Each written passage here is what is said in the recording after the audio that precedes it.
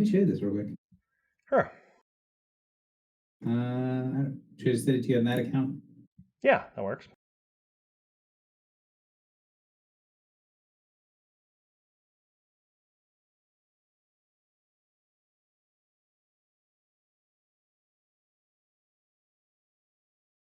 Stupid thing.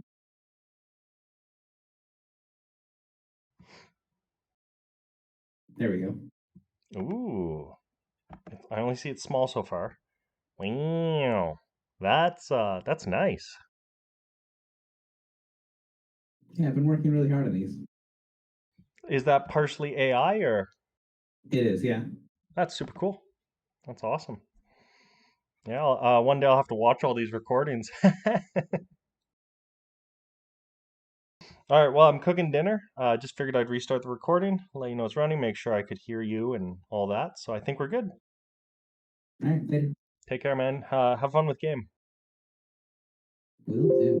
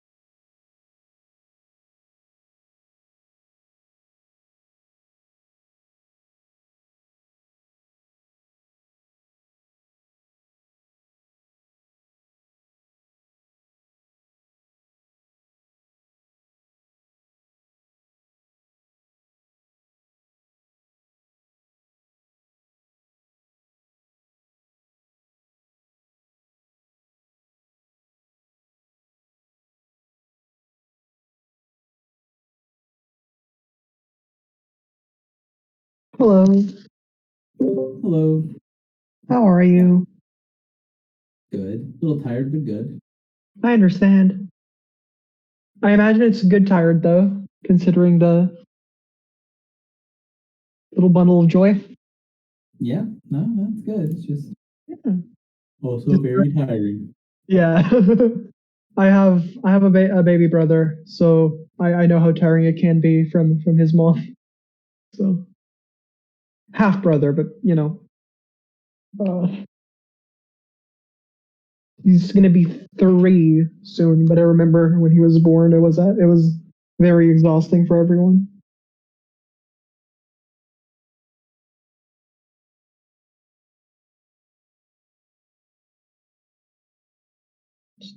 Get on the roll 20.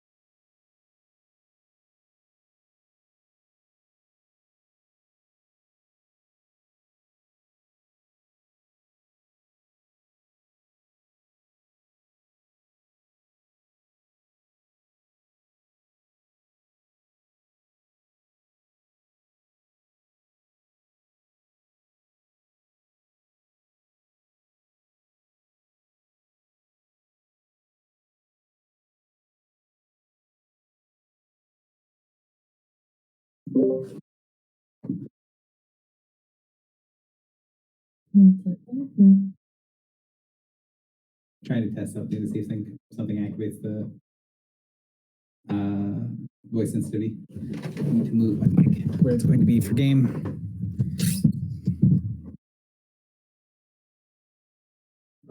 Does not seem to be.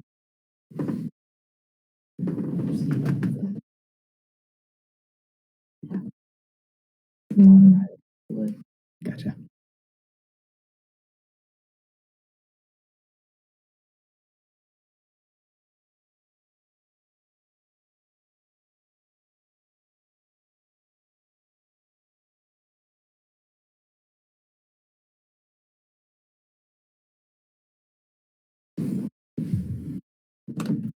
been playing around with Mid-Journey a lot lately, and I'm really liking it actually. Oh, okay. That's like a tabletop, virtual tabletop. No, it's a AI art program. Okay, that's interesting. Oh, it's the right. I've seen that one. Okay, that's pretty cool. There's a lot of things that you can do with it if you really know how to use it that I'm very new at, so I'm not very good at like getting it to hone in on certain things and to fix things that I don't like in the things that it does. But I think I've gotten reasonably good at doing a couple of things in order to make some good artwork that can help evoke what I'm trying to go for in games and stuff. So I think that's mostly what I'm going to use it for. That's pretty cool. I like that. Yeah, you can do a lot of stuff with that from what I've heard, but yeah, with the different AI art generators. Yeah, Midjourney I think is a stronger one that I've seen. Like I've seen a bunch of different options, but that one seems to be one of the best ones that I've seen. Probably use like 6 or 7 of them now, and it's my favorite one of the group. Okay, that's Hello, pretty Arden. good. Hello.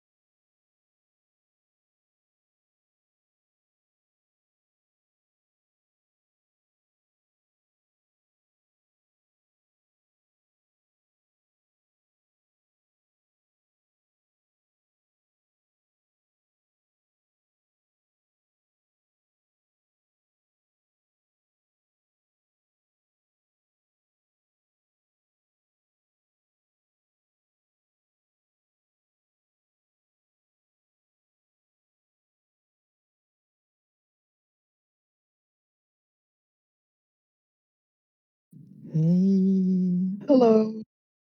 Hello. Hello.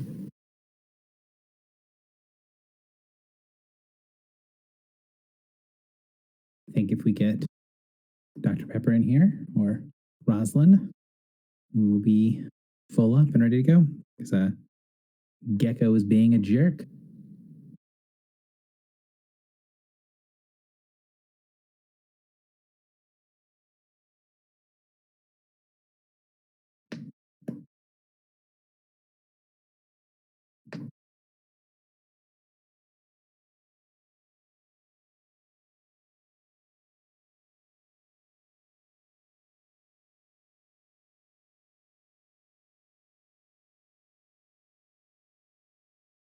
How's everyone been doing?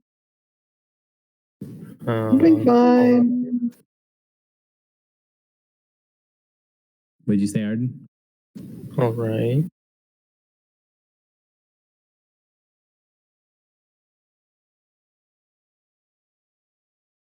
Everybody's so talkative today. Sorry, I was tired Sorry. as well. Rude. I just came back from a walk, so I'm a little bit tired. Not in a bad way, but you know.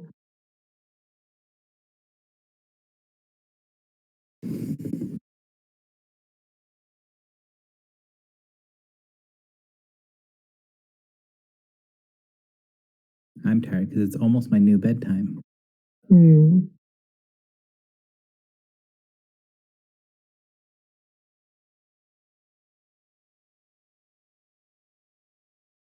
I'm tired because it's 2 a.m. Also, I apologize in advance. My Discord might disconnect for a second here. Okay, it didn't. That's good. Because when I open it in my computer, sometimes it disconnects from my phone. And my computer doesn't want to use my headset as the audio receiver, and that's very annoying. So I've been Discording from my phone while using Roll20 on my laptop. Because then it works better. Thankfully, it did not disconnect me, though, so that's It's good. indeed not fun. No, it's annoying. I hate technology or something. Hello. Hello, the doctor has arrived. Hello. All right. Well, it looks like everybody that's going to be here is here today. So whenever you are ready to go ahead and get started, toss a 1 into the chat on Roll20 for me, please.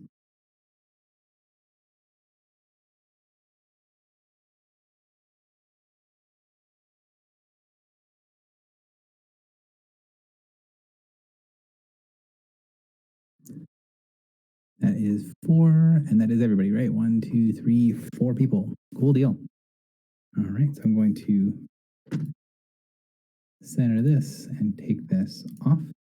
So we'll go ahead and get started for the day. Thank you guys very much for coming back to play. I'm sorry there was a bit of a delay. The initial game plan was to get all these sessions done prior to my daughter being born so that it wasn't so chaotic and difficult to kind of get the final couple sessions in. So thank you very much for toughing it out for me for the couple of weeks that we were not playing and coming back to try to finish off the series. We'll probably have we have 2 sessions left, most likely, this session and one more. And yeah, I want to try to see if we can jump right back into things. So where we left off last time on Dungeons and Dragons, you guys had made your way deep into the Fortress of the Iron Star, and had found one of the last bastions of the parasitic creatures that have these strange psionically shared abilities, and you were able to take out one of them that was protecting this still intact section of the vaults deep down below. And some of you have made deals with the broker. Some of you have also made some minor arrangements with another creature named Hercator, the keeper in one of the other vaults. And when you all arrived in this place after you had made it past the parasites guarding outside, we're in this sort of throne room. This is area that looks much more fey, much more akin to a place of the wilds than anywhere else in the fortress. And you found a massive crystal in the center of the room that was being guarded by these 3 enormous golems, ones that you've seen similarly throughout the facility, these Hyperion golems, one that you were able to bypass actually when you went to go to the broker. In addition to that, you all found that there was an Eladrin who looked very harried and frazzled, and immediately called out to you all for help as fellow adventurers, as he was stuck here in this terrible place and was trying to figure out a way to get out. However, bits of his story rang false very quickly, and using the trick that you guys got and have used several times to different effects from your satyr friend at the very beginning of the adventure, you were able to get the creature Dalsath to say his name, and on the third repetition of his name being invoked, part of him slid away and formed this creature around him, a sheaf of flesh and strange, like living clothing wrapping around him and turning to attack you. So again, I know it's been a little bit of a break since last time. So does anyone have any questions for me before we just kind of jump right into the thick of things? Is this still intended to be the last session? Second to last, probably. This is probably gonna be the second to last session. All right. What's going to happen to LeBron tonight? So what I'm going to do is I've adjusted the combat down very slightly for him not being here. And if you guys do have any other encounters, I will also adjust them down. However, since he is in such a pivotal position, being the only person that has sort of leader powers, what I'm going to do is have him use at wills. And if anyone goes unconscious, he will use his inspiring word on them. So he's basically been NPCized. So I've turned him into an NPC, and I've adjusted the encounter down slightly to accommodate for the fact that you do not have a fifth real player and are basically formatting this. I see. I would normally just kind of take him off, but since they're the only leader, since it's the only leader and the only person with like leader powers, seemed a little it would have an outsized impact than just removing one character from the group. Yeah. So you said at the start of the session that for the final battle we'd hit level 9. Is that still the case? That is the case. So at the end of this session will be the last session at level 8. You guys will level to 9, and the final session will be the level 9 session. As a heads up, I will not be available next week, but I should be available the week after. If you guys end up playing without me, that's fine. But just as a heads up, yeah, I would prefer being here for the last session, obviously. But as a heads up, I will not be available next week. Yeah, I wouldn't mind delaying another week, but obviously scheduling is hell. Yeah. Well, so however it works out, it works out. We'll try to figure out scheduling stuff at the end of session today or between sessions. I'll get something posted so people have. Again, I had initially been like, hey, try to make it every session, but since I had to miss a session and then my daughter was born, things have been very much delayed. I will try to work with people so that we can finish off with as many people as possible. Yes. Cool. All right, let's roll initiative. Sounds good to me. Oh, do I know anything about this Haster creature thing? Voice of the Void. The Voice of the Void. Okay. Oh, do we still get the +2 to initiative from LeBron? Because that will probably matter for everybody. Cool. Wow. The Hyperion Golems have very similar rolls. All similarly bad rolls. I love how I crit. That's a great place to crit. He does not have initiative on his token. Because why would you do that? Is there like a general start area on the map? Because I wasn't able to. It was a little awkward last time because I was on my phone, so I don't think I moved myself to. Or I'm fine where I'm at in the worst case. Yeah, just making sure. So the start area is going to be here. Cool, thank you. On that central walk path. So the green box, I'll leave it up for a little while if you guys want to move to where you think you would be. Also, it's a +3 to initiative from LeBron. Not +2. Thank you. Okay, and it did not give me. Can you give me the chart of my initiative roll? Because that's too good initiative roll for me to ignore.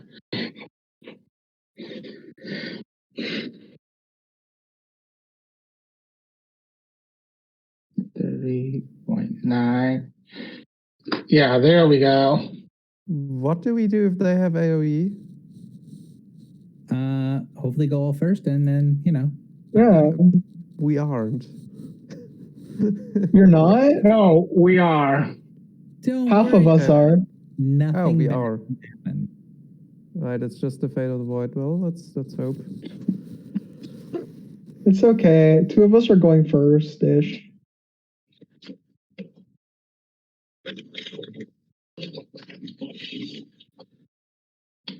All right. So it begins. Margot, you are up first. Okay. I want to do this. Okay. So I believe what I'm going to do is I'm going to use the move action for, where is it? Shadow Jaunt. Oh, there's only 3 squares. That's less good than I thought, but it should do fine.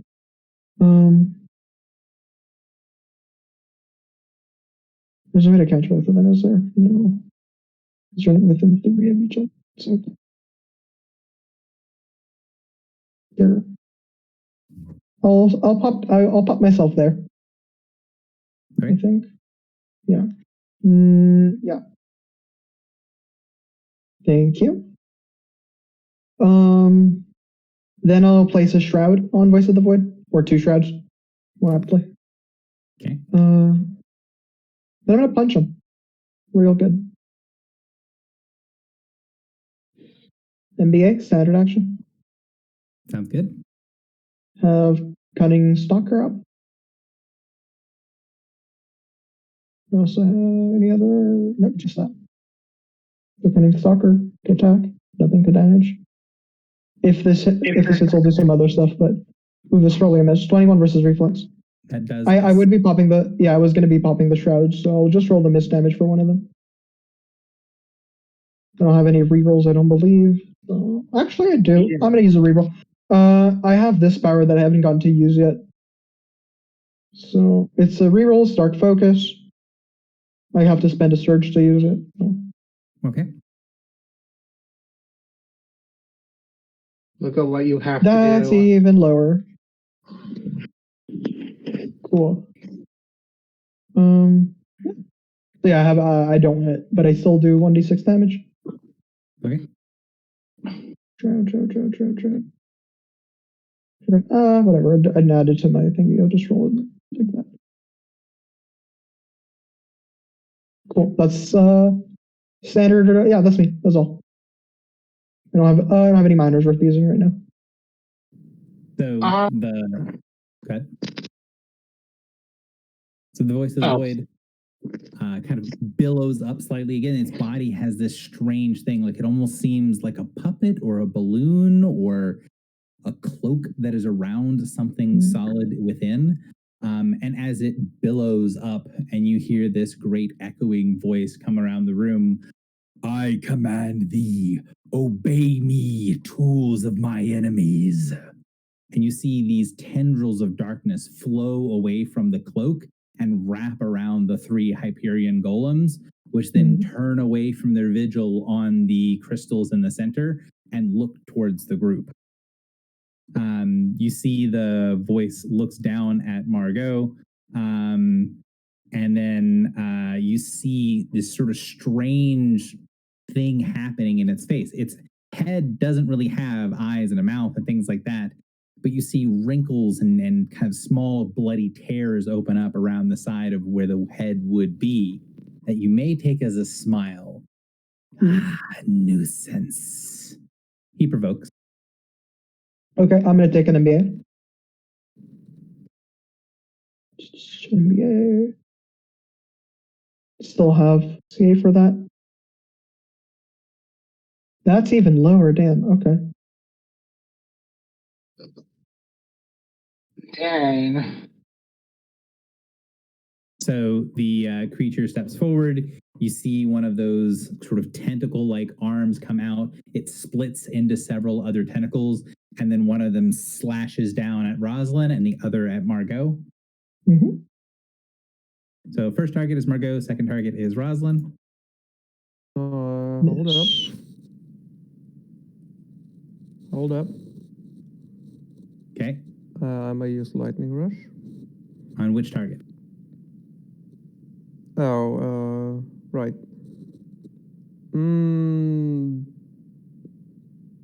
Probably Margot, if that's fine. It missed. It rolled a 1 on Margot. You wouldn't have known that when using the power, though, I don't think. But yeah. I assume we're going to reroll. So yeah, I mean, if you are going to lightning rush, I wasn't going to reroll, but I was going to kind of ask you to make the choice based on what you think you would have done. Which, if you think you would probably go to protect Margot, then lightning rush with Margot. Mm-hmm. Yeah. All right. Actually. Wait, who are you going to protect? No, I'll do that some other time. All right. I can just stay where I am right now. Correct? But, I mean, there's no... So I'll move here. Since it's its turn, it can't take an opportunity attack.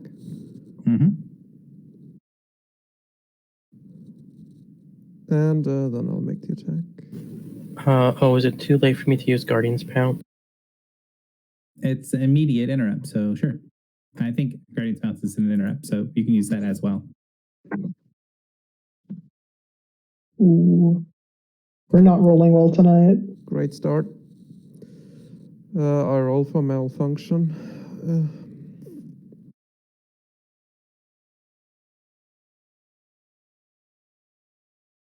Guardian's Pounce is a reaction, so it'll happen after everything.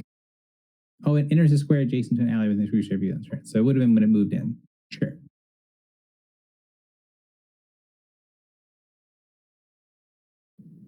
All right, at least I didn't get trapped in my armor. That's something. That's a good thing. And the 25 against AC is also unfortunately going to miss. It doesn't feel like it completely misses the creature, more that it doesn't seem like your weapon has any purchase. Like you hit it, and it's like you're hitting a set of heavy curtains made of flesh. The weapon goes through, and it just sort of flaps uselessly against this thing. There's nothing solid there that seems to be hit. So yeah, that is a 33 against Rosalind. Yeah, that's a hit. So 25 fire and necrotic damage. Okay, 25 you said? Mm-hmm. All right. He is going to action point. First thing first, since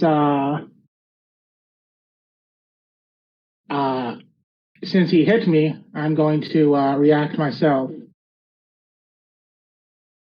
Okay. Where is that macro? There it is. Sounds good. And all right. And no attack bonus, but +3 damage bonus. Using Oathing. Ah, darn it. Okay. So he's going to action point now, and I guess knock me out. So the Needed. The 32, right? Oh, that was the 18. Okay. In that case, as Rosalind hits him,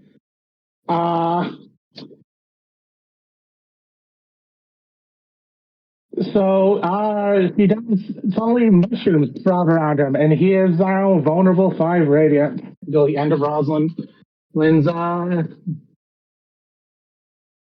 next turn. Okay. And then she is going to shift here but not move him. Okay.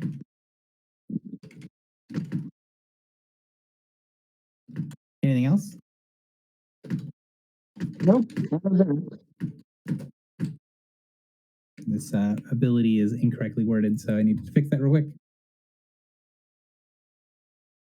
All right. Done with reactions to people being punched.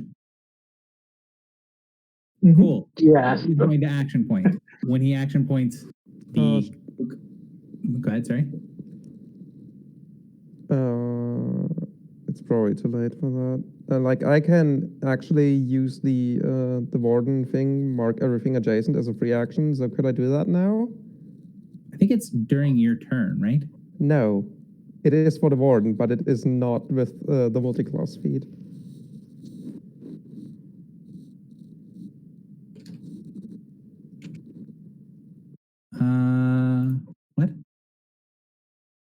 against a free mark return. Yeah, fair enough. All right, I'll mark him. Marked.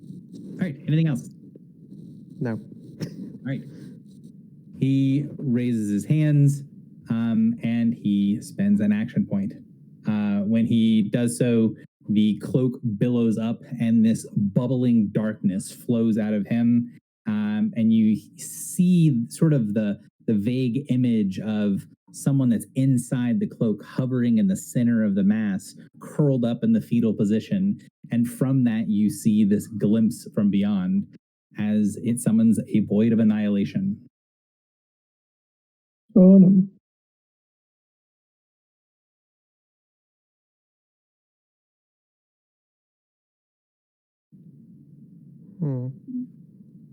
Does this block tremor sense? It blocks line of effect, so yes. Ah. So basically, things inside cannot interact with things outside. Can we move outside? Mm-hmm. It doesn't stop you from moving. Okay. I wasn't sure if moving required line of effect. It does not. There are some powers that would require that, but normal movement, like just walking, does not do so. Okay. And let's see. What did he actually want to do with this action? Does he blow up the thing on his face? I think that's probably the answer. Let's see. Is he a mad lad? Does this hit himself? It does hit himself. He is a mad lad. He's going to drop this area 2 on his face. Of course. So it's going to be, that's the origin square. Mm-hmm. So it gets everybody. So Except does this trigger LeBron. opportunity attacks? Including him. Yeah, if you have an 08 to spend, you can definitely do so.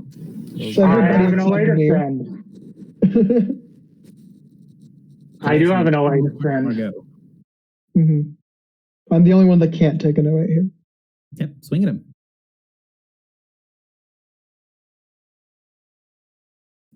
So 28 connects, 20. Oh, actually, does 28 connect? Let me look at this. Da, da, da, da, da. Fences. 28 does not connect. 26 does not. Damn. So again, you're striking in, and you can see it's not like he's dodging. It's not like you feel like you're missing. It's just like you keep hitting air. You keep hitting these folds of flesh that tear away and don't seem to bother the creature. So area burst 2 and 10. So the third target will be him. And I might have to roll it more than once. I will definitely have to roll it more than once. So use the first damage.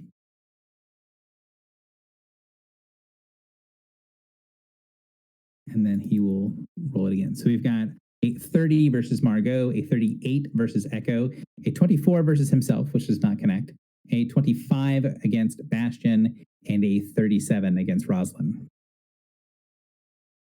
Yeah, that does hit me. What did it roll against? Sorry, I blacked out. No, it doesn't have a 30. Oh, wait. It doesn't have a 37 against Roslyn. Wouldn't it have a 24? As it's, how do you count these things? So What are you looking at in the top? order. Or top to bottom? Is 30, 38, 24, 25, 37. Yeah? Mm-hmm. How is he getting a 30? Where is he getting that extra 12 points of attack against the 24 he rolled from against me? He did not roll a 24 against you. He did not roll a 24 against you. I don't know what you're... He's attacking himself. He's hitting himself as well. So there's only 4 rolls in this power. So I had to use it twice. So the first 4 rolls, the first roll are 30, 38, 24, 25, right? Okay. The second 4 are 37, 33, 24, 24. The 33, 24, and 24 are irrelevant because he doesn't have 8 targets, he only has 5, right? Okay, I don't know why they rolled the macro twice. I was looking at the one in the bottom. Right. So it was rolled twice because there's not enough more targets. targets. Yeah, it was mentioned multiple times. Yeah. Okay,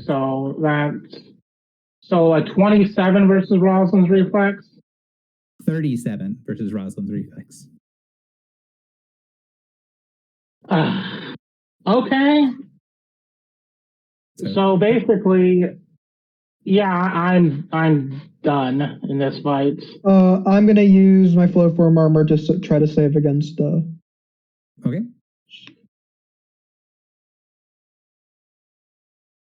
Saving throw macro. Nope. Okay. I am weakened. Rosalind, it is your turn.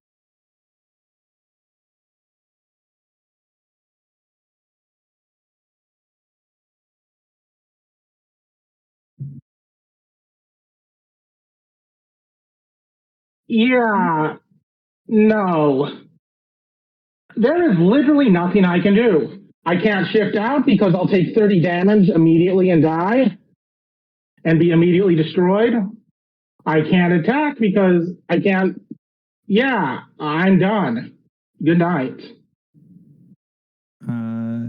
Why would you take 30 damage and die?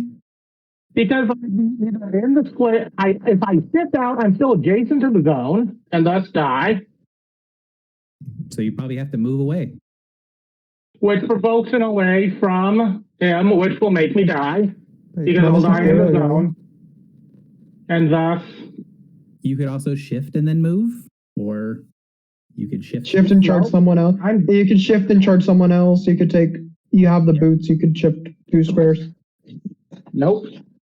There is absolutely nothing I can do at this point. Like, why the heck is his MBA hitting for nearly for? I mean, you're saying there's nothing you can do, but there's multiple things we're mentioning. Options of things you can do. Yeah, you could also make a check to see if there's a way to weaken him, which I'm 100% sure is part of the encounter at this point. Nope. So. All right.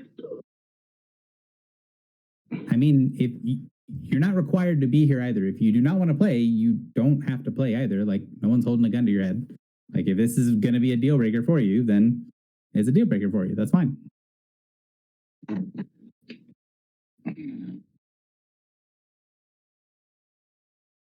know what? Okay, let's try this. She is going to oath him. Okay. And then hit him with Avenging Shackles. Okay. And let's see here. No attack bonus. Damage 1, 2, 3. Yeah, that is that's 8 plus 8 damage. And okay, I crit him. So that's at another so that's 1d8 plus 11, so that's 9. That's 19. Then the crit dice, which doesn't count for the second half of the macro for some reason. 27 plus 12 is 39 points of radiant damage. Yep. And then yeah, she is going to boot to the fencing master 2 back. Okay. And okay. Though if the zone does block line of sight, he can't see us either, right? Correct. Okay. So yeah, there is dark steam coming from her. She bursts out. So all right. I suppose that is everything she can do right now. For the record, it is line of sight and line of effects. He can't even like use abilities outside of the zone without leaving it. And he is slowed now. Since he was hit by Avenging Shackles. And the slow is next turn. Okay.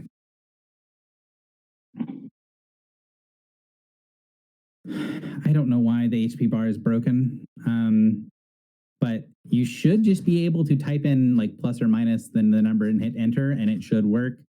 I did, but it didn't. Yeah, okay. Roll20's updates have been really janky, so I don't know. I don't know why it's not working correctly. It is correctly bound to your token, so.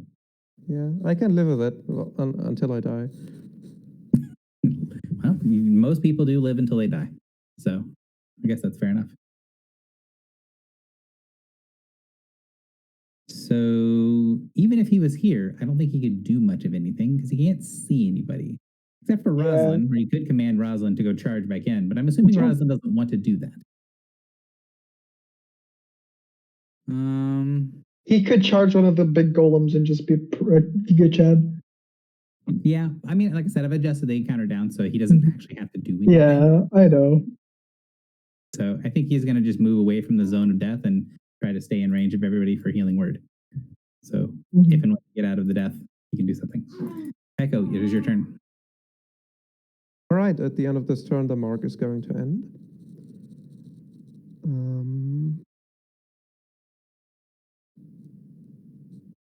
Wait, what? Why do you move? Just to remove the area. Question I had is, what's the terrain like here? Like, are there any special terrain features? The floor seems like it is made out of glass and could potentially be broken.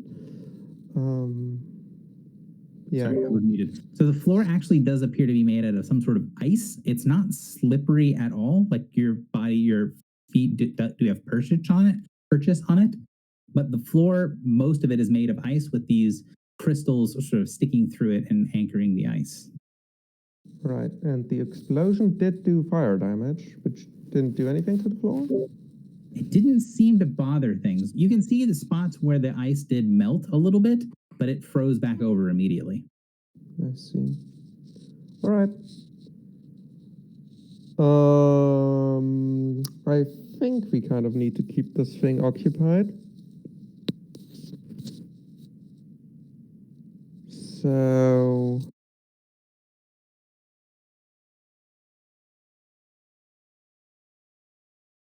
Sorry, it's been a while. I haven't really read up on my abilities again. How would Annihilation Void interact with something that's an immediate interrupt upon hitting 0 hit points? So the interrupt would happen first. Right. So if you get, let's say you've got 5 hit points, you get hit for 30 from the zone. If you heal for 1 hit point, the interrupt will happen and trigger. You'll go to 1 hit point and you won't be destroyed. Good to know, because I do have something that does that. Yeah, I'll just try and deal with this guy. All right. First and foremost, I'm going to use Conductive Defense, augmented by 2 points.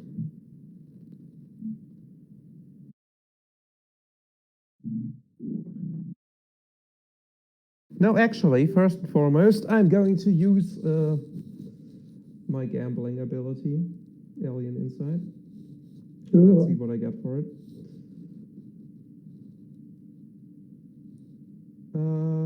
Oh, nice. There you That's go. amazing. All right, cool. Good start. That's a good one, yeah. I mean, if you're all good. It's a daily too. Yeah. All right, that's number 1. Then, as a minor action, I will place my Battle Mind's Demand on the Voice of the Void in front of me, so it's just going to be done. And then I will use my aspect of Elevated Harmony daily.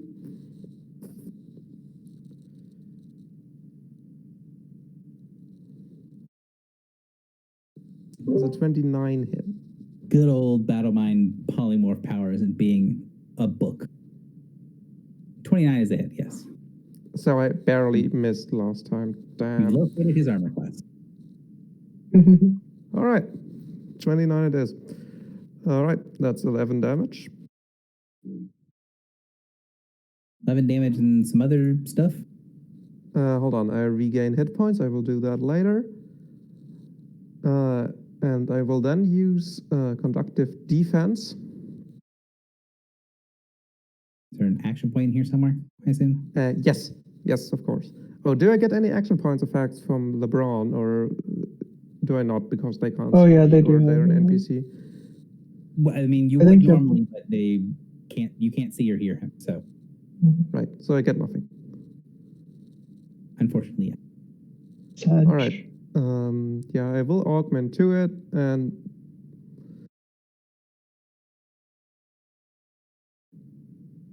yeah, to hell with it.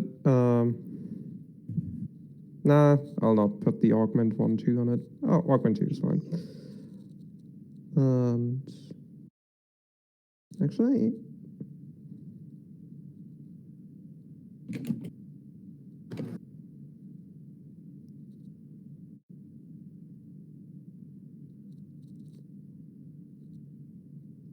I just augment 0 it, but I use the polymorph augment 1 on it.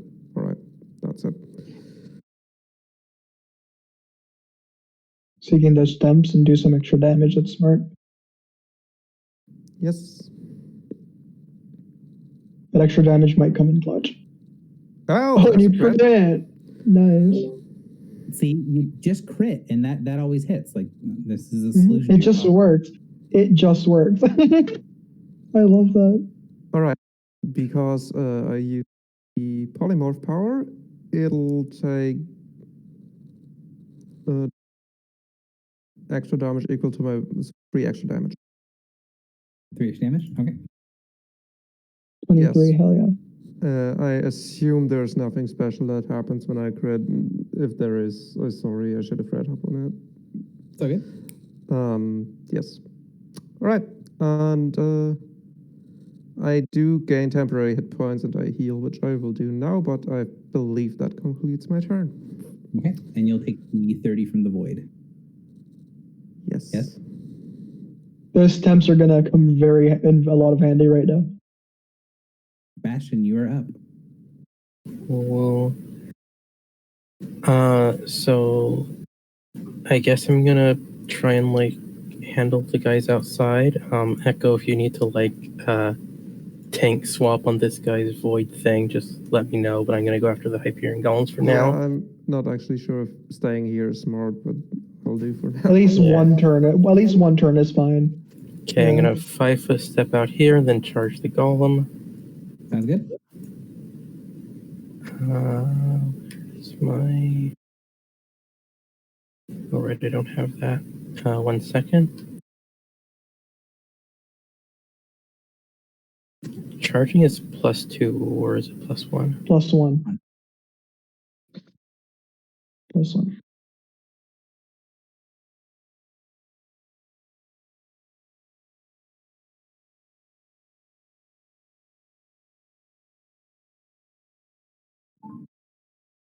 Damn it, I was weakened. I did half damage on all that. Oh, oh, can I roll my save to not be I weakened? actually took it into account. No worries. All right, but I will make my save now. So the 34 versus AC 100% hits. Yeah. When we saw these golems before, were they particularly fast? Like, they weren't, right? They were pretty slow. random. No, we actually ran away from one of them. It was just very, it was Yeah. tense. It was Yeah. persistent but slow. Yeah. Uh-huh. In that case, I'm gonna wait to use anything else and just sort of mark this guy, Okay. and that'll be my turn. Golem number 3. So Bastion, you run up, smack into the golem. You see it swivel to look down towards you, and you see that sort of swirling black fog cast by the voice, sort of twisting its way in through the golem's body, going in and out of the seams of the great creature. And you see it look down at you, and its kind of glowing green eyes sort of light for a second, looking at you. And then they darken, and then they light, and then they darken. And you can see the creature's hand like start and stop, like it's not sure what it's supposed to do. The eyes light up and go green, and it sort of stands down. And then you see that sort of dark aura over top of it fill the creature's body, and then it raises up the hand, and then very slowly swings down at you.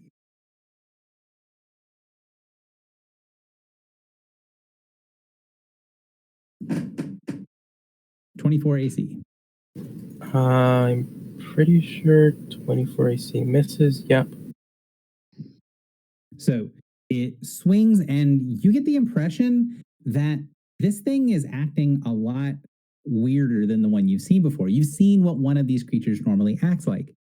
It's being very indecisive. When you saw the golem in the hallway, when it was on patrol, when it was attacking things, there was no decision making that you saw happening. It was just doing a thing.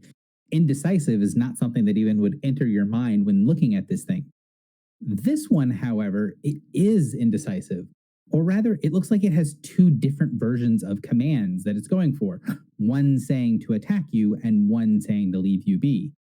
If you work at it, you might be able to convince the golem to do one or the other. Uh-huh.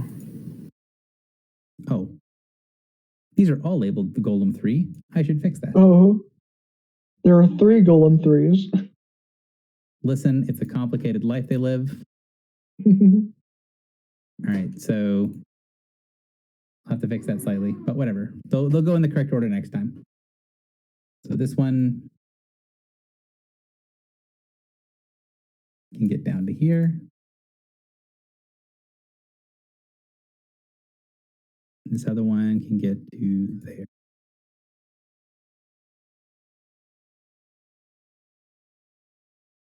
Margot, you're up. Okay.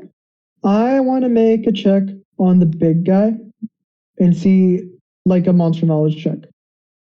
Sure. Okay. 1 second. Yeah. So the question is, what type of creature do you think this is? So what type of monster knowledge do you think you need to do? For the record, here is the reminder text for monster knowledge. That's a good question. Yeah, it'd probably be an aberrant, which isn't great, but I think it's an aberrant. Okay. Mm-hmm. So, sorry. It's my lowest one. A little different. And it's just wisdom.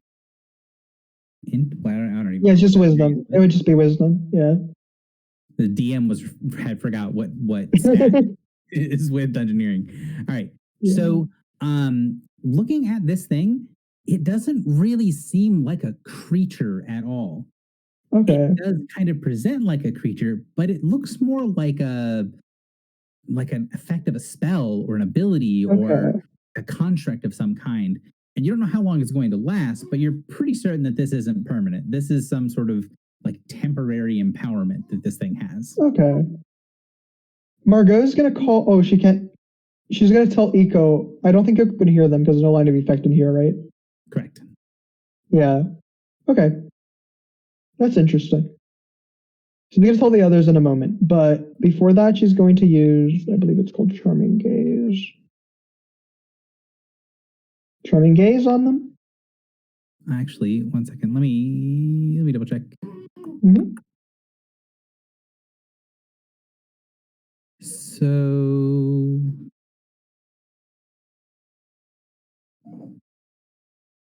okay. All right, go ahead. Keep going. All right. So charming, you say your next turn, target can't make it opportunities. Cool. Sounds good. Yeah. Would have been good to have used that earlier, but I will move up here. No, that's close to that one. I'll move up here. And then there. And then I'll charge the one that our good friend Bastion is already wailing on. So I'll charge there. Sounds good. NBA. Also into attack. Extra d6 damage from my horned helm. This will be half because I am still weakened. So 22 reflex, which does connect with them, and 11 points of damage. Yeah. I guess I'll push someone to the right, if that's okay. Is that a legal push? Okay. It is. And yeah. Perfect. And that will be the end of my turn, I believe. I'll make a save and then So you see the voice of the void, it billows up, it goes and sort of flows towards Echo. Mm-hmm. And as it goes to try to strike down at Echo, you hear, actually, Echo, you're the only one that hears this terrible ripping sound as the cloak, this sort of fleshy exterior, this billowing cape of darkness around Dalsath rips apart as it attempts to do one final parting shot as it fades away. So it's only got one target, so it's going to be one shot on you. It's a 36 versus your fortitude, which I believe connects for 24 fire and necrotic. It's a 36 versus my fortitude. Yes. Probably hits, yeah. Where to go? I suppose that with my hurrying step, I cannot follow? It fell apart. So Dalsath had created this sort of shroud around itself, this exoskeleton of weird fleshiness, and as it goes and strikes down against you, the arms go limp, the tentacles fall flat, and the whole thing disintegrates in this aura of annihilation. And a prone body of Dalsath kind of lands out, and he's holding onto the ground, breathing heavily, looking around, confused. Right, but I don't get to like blurred step after them because the transformation isn't movement. Correct. Okay. So this is effective. So eventually the voice of the void died. Does that mean I got my health back? Yes. Okay, good. Alright, so yeah, Rosalind is planting steam, dark steam is coming off her as she's Rosalind, I going. can't understand you. It sounds like you're underwater. Yeah. Oh, geez. Let me be check and we see if it works again.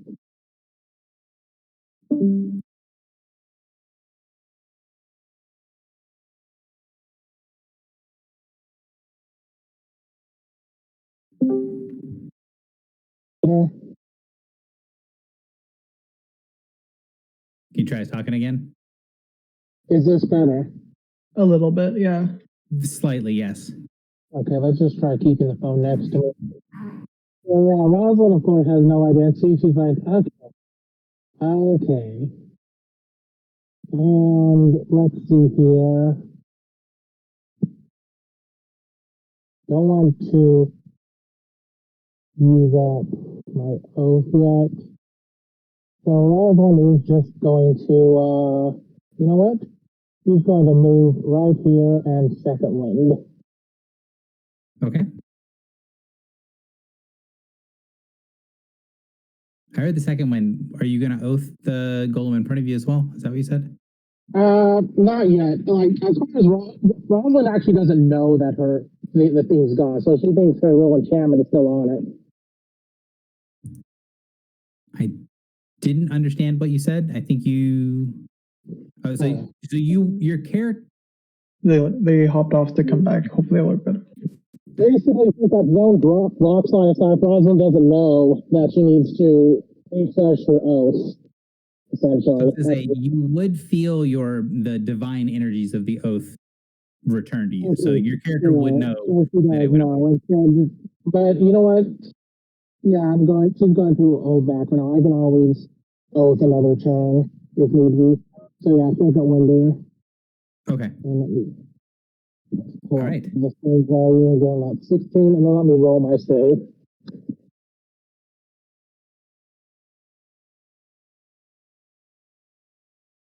Okay, she isn't weakened anymore. He's going to move up to there and then to there so he can stay in range of everybody. So go to there. Yep. All right. And is going to. Well, Margot's not in position to be able to be granted an attack. Neither is Rosalind. So that means Bastion. You get a directed strike. So swing with your melee basic at Golem number 3. You get a +2 to damage. Or no, intelligence modifier. Hang on. This is not the correct one. Where is... He has them wrong. Did they accidentally? Did they swap them? Is this direct the strike? I think he poorly copy pasted. Because I'm he is range 5. Okay. Yeah, Electrify's range 5 and doesn't have a bonus. Commander Strike is the one that's melee weapon, and gives a bonus to the intelligent mod. I think the issue here is the name. They got the name wrong. Yeah, no, he has the. Just go ahead and make your MBA, Bastion. You don't have a bonus to hit or damage. He just bad at copy pasta. Oh, okay.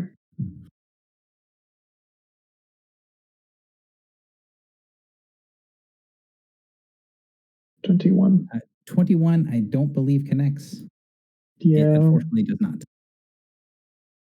That's it for LeBron. Echo, you're up. Can I get doll safe somehow out of this zone? You could make an athletics check to kind of drag him with you. Sure, that's okay. Sure. So how would that work, like in terms of rules, if I succeed?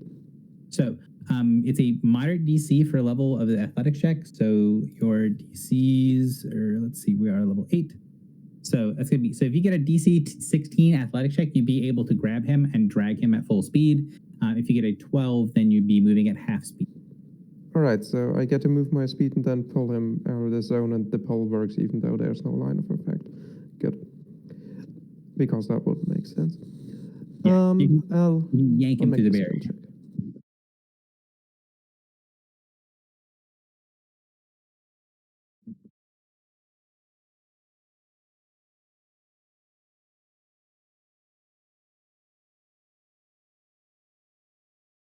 Did you make the skill check?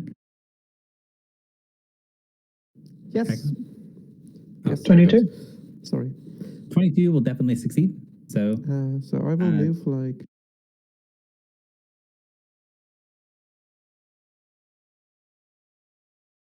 here. all right, and so he'd go to adjacent spot like there. Sure.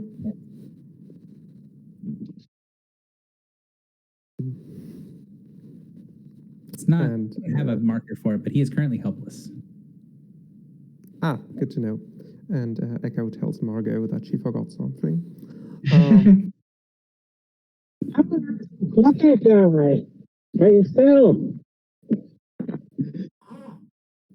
Right. How many actions do I have left? That was a movement action, so. So I do have a standard action left.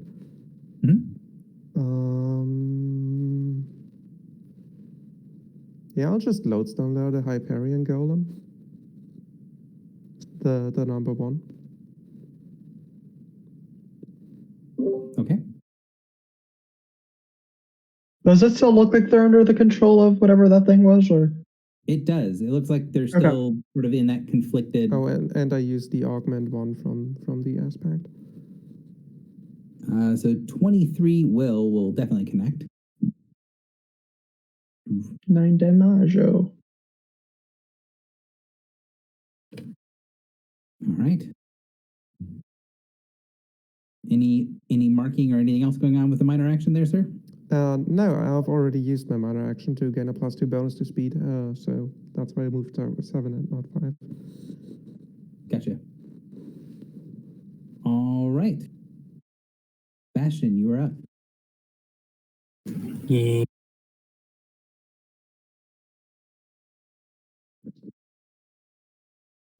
I'm gonna move around here. 1, 2, 3, 4, 5, 6. Provoking opportunity if he wants to. He will definitely do so. And 31, I believe, hits. Yeah.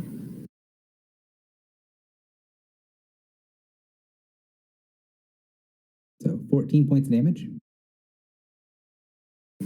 Unfortunate. Okay, in that case, I can't reach this guy with my thing, so I will use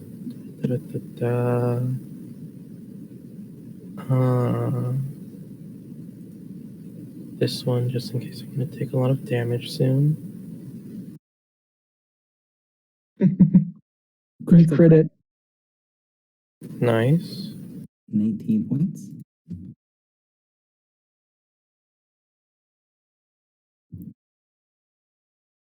Anything else?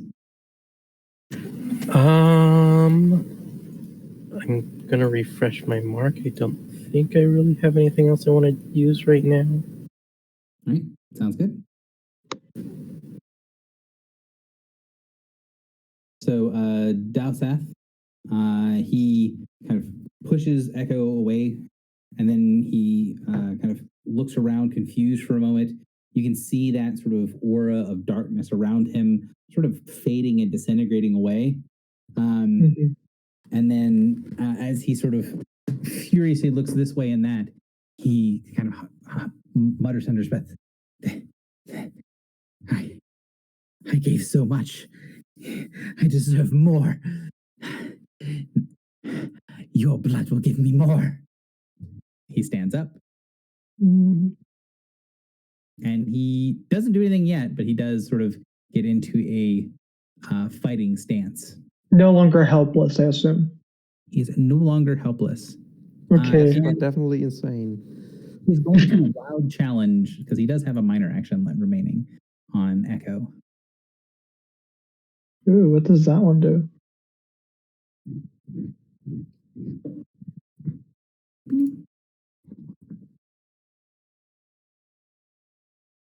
That's neat. As far as like power, not neat as in like good for us, but neat power, way to word the power. I hadn't seen a mark like that before. Yeah, it's a it's paladin has wrong keywords, but it's supposed to be necrotic keyword, but it's fine. The original power is radiant, so it has the incorrect keyword. But that's his turn. Right. Golem number 2.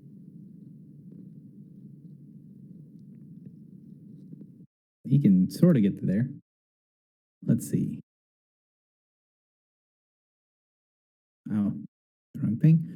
1, 2, 3, 4. 1, 2, 3.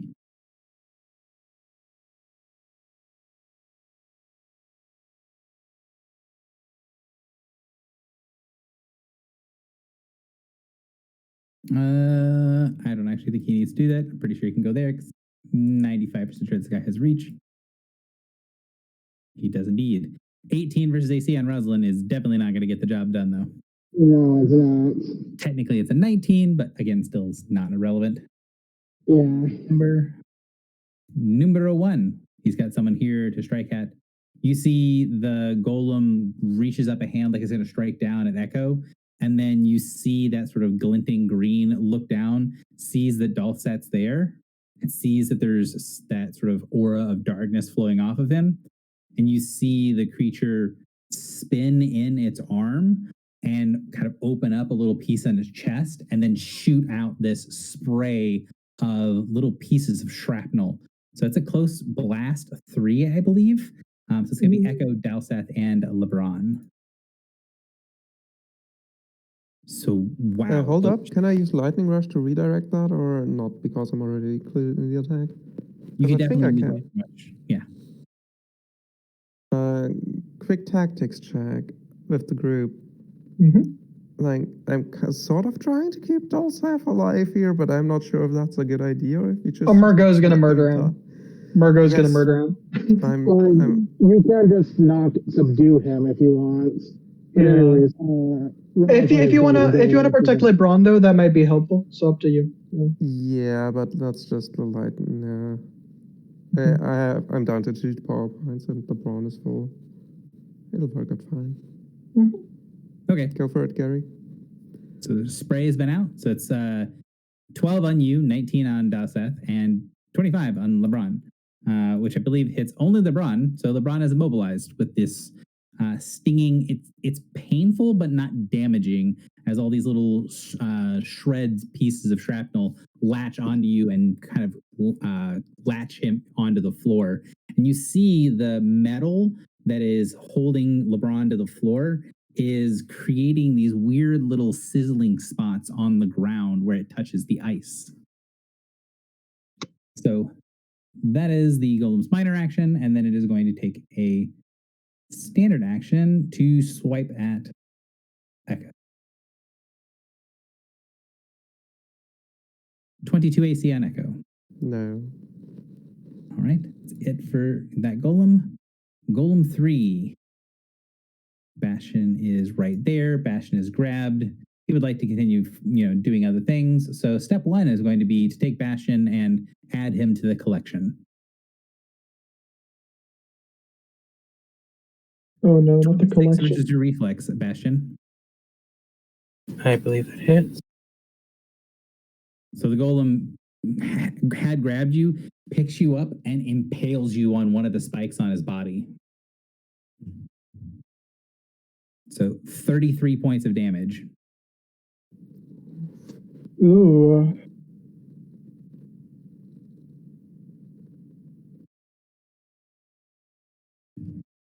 So your restrained save ends, and until it ends, you take 10 ongoing damage. As soon as you get off of it, you're no longer taking damage. Am I no longer grabbed, just restrained? You are no longer grabbed. You are just restrained. Correct.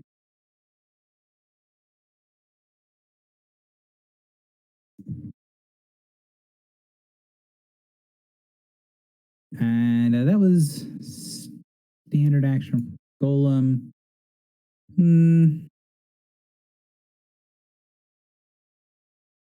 Yeah, it's kind of okay with this series of events. Margot, you're up. Okay. Let me double check the wording on one power really quick. Okay. Cool. I will make a box as my standard action. It's friendly.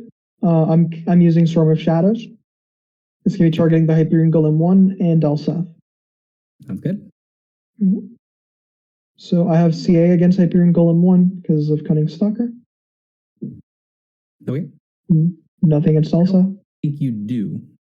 No? Is there an ally? They're just into equal. You're right. Echoes. Yeah. You're definitely right. Well, so I don't have no bonuses. Damage or attack. Okay. So 21 versus the Hyperion Golem, 19 versus Warp. So I assume it's 2 misses.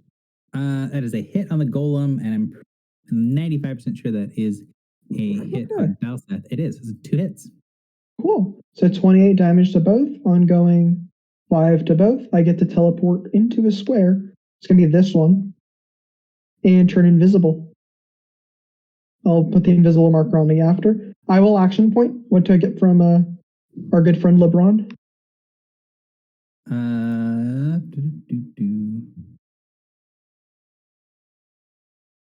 Is this it? No. I want to say it's +3 to damage. Okay. Is there any to hit? I don't believe so. I think. Okay. Sorry. No, you're fine. Mm-hmm. Yeah, I will be using my encounter power. AP 6 to damage. Okay. Damage on AP. There it is. Cool.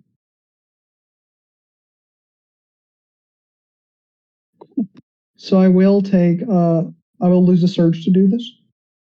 So that I can attack both Hyperion Golem and Dalsath with Furious Assault, I believe it's called. I have combat advantage because I'm invisible. Okay. And a +6 to damage. Oh, I will Shroud Dalsath before using this attack, and I am definitely using up the Shrouds. Sounds good. Let's do D6. Oh, that's a 29 versus a Golem and a 23 versus Dalsath. You do know you have combat advantage? That is included. Okay. So yeah, but thank you for 29 versus a Golem. Is it a double attack, or you use each one? Yeah, it's 1 for the Golem, 1 for Dalsath. Yes, so gotcha. 29 for. Sorry. It targets 2 different people. Keyword in there. So gotcha. So 29 on the Golem hits, 23 reflex on Dalsath. I don't think it does. I'm wrong. It does. Cool. So 47 damage versus Dalsath. I am going to also pop Essence of Death for Dalsath, so a little bit more. What's the total? I'm still going to roll that. Give me a second. Essence of Death. There'll be 57 total. Rolled 57 total. Yeah, and I take 0 necrotic damage. Then I will. Bloodied. Yeah, I will shift 1 square and I will roll stealth check while adjacent to them to hide. Should I roll or? Because I guess you have to make a movement action that doesn't involve attacking in order for you to make a stealth check to become hidden. yeah, I use my move action to shift. Okay, then one check. Cool. 37. Cool. I am gone. You are, Madam, not appearing in this combat. Yeah, that's me. End of turn. Rosalind, you're up. Alright, so so I don't care if this thing has threatened reach because Rosalind is just gone.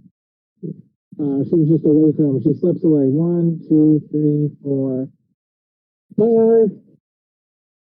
And then she goes, there you are.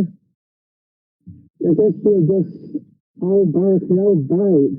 So she oaths him, and then she charges him.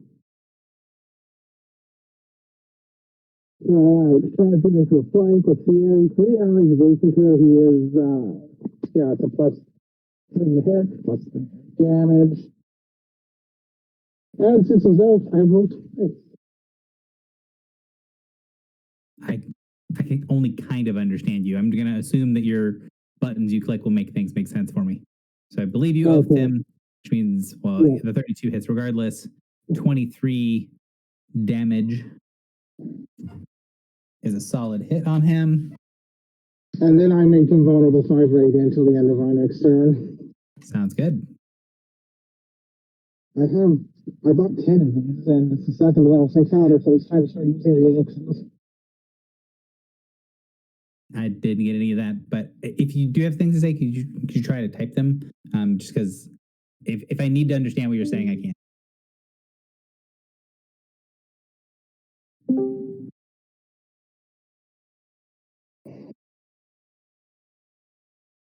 Can you hear me clearly now?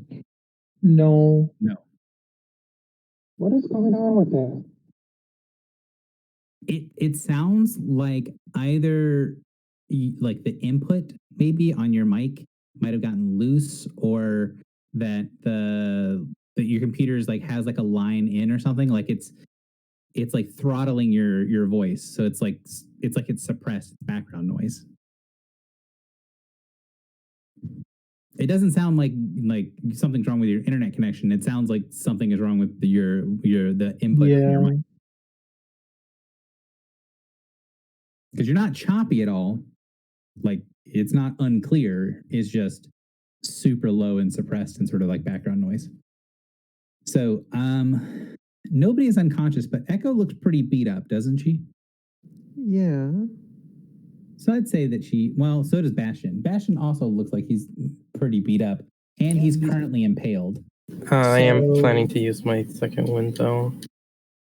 All right. Well, he'll hold on to the thing then, and we'll do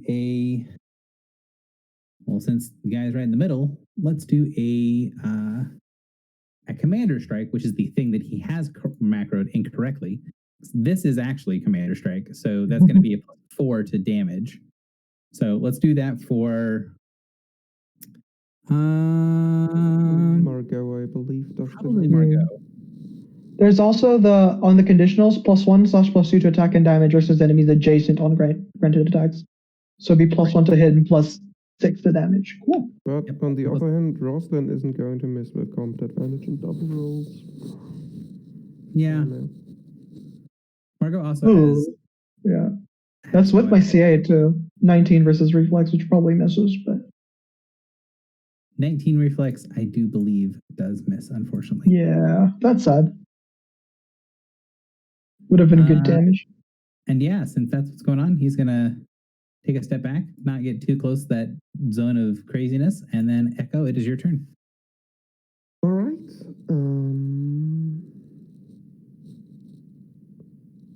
Oh, damn it. I believe I will just...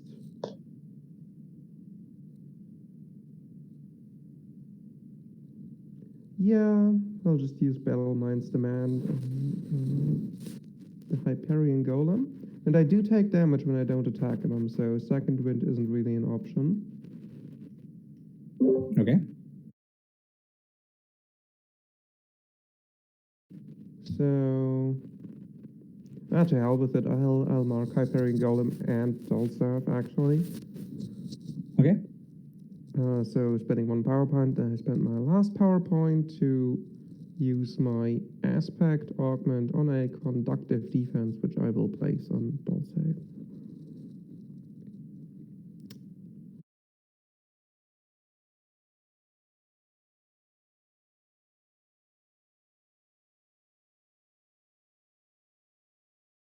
$28 versus reflex definitely connects. For you already have the other thing, so is it 12 total or is it 15 lightning? It is 15. 15. Okay. Which is actually stupid because I still have the temporary hit points. Can I undo that, please? Do what? Like, I was going to use the augment one to gain temporary hit points, but then I remembered I still have those. Oh yeah, you can not do that if you want. All right, then 3 damage loss. And Okay. I'm going to mark Door Save and Hyperion Golem on. Okay. Anything else? I do still have a move action, so I'll just shift 1.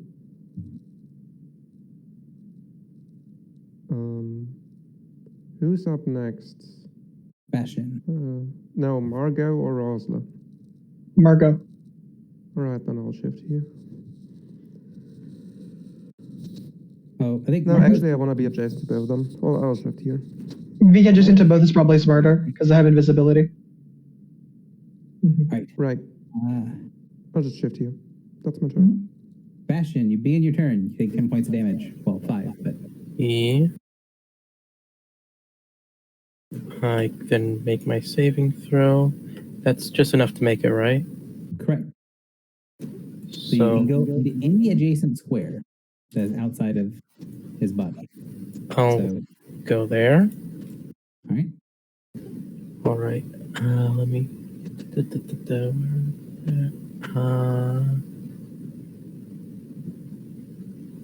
Oh, there it is. Warforged Resolve.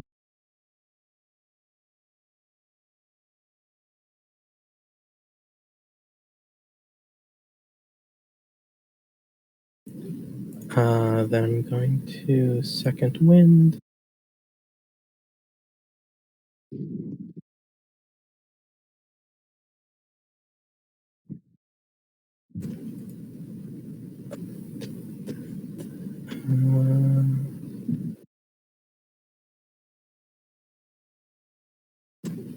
And then I'm going to action point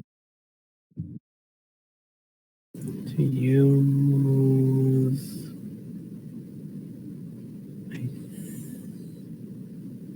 Wait. Oh, this one.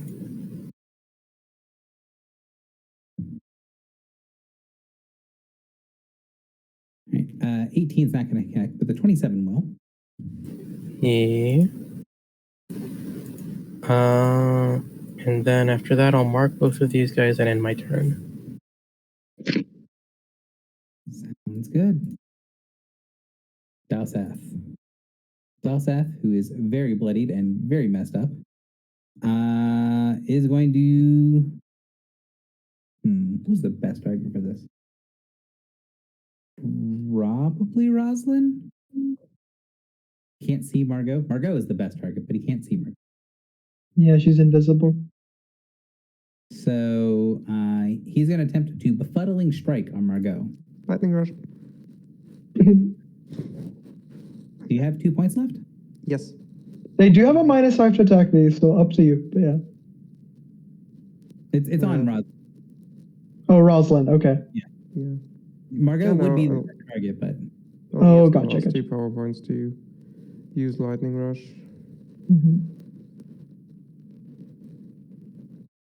Go ahead. Rush happens first. 22 against AC does hit on. Oh. Okay. So 15 points of damage, and you become the target of the befuddle. Right.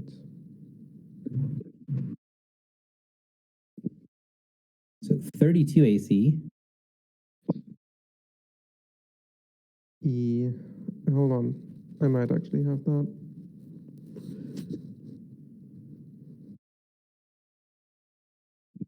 Oh, hopefully it misses. I'm maybe there's a way to make No, that hits. 21. I am at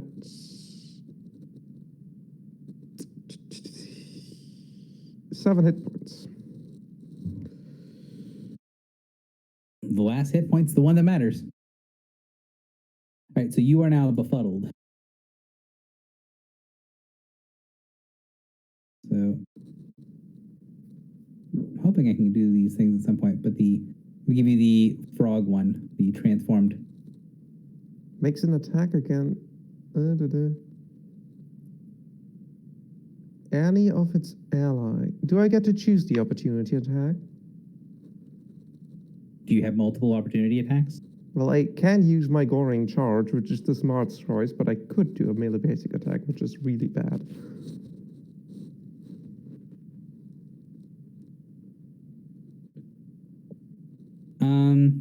I'm mostly asking for how the power is intended. So, like, the power is intended that you use whatever your reasonable, like whatever you would normally use for opportunity. All right, attack. I'll use the Goring Charge then. So he is going to action point. And he's going to use Mad Dance. He's what? The button doesn't work. Well, let me open it up. There's no reason that button shouldn't work. Let's copy paste that into chat. There's Mad Dance. I don't know why that's not functioning correctly. So he is going to dance around and make it swing against. As he shifts next to me, he triggers battle awareness, and thus I attack him. Can I teleport? And so here we go. And so he was still adjacent to one ally, and wasn't flanking anymore. But here we go. 26 definitely connects. All right, then I'm going to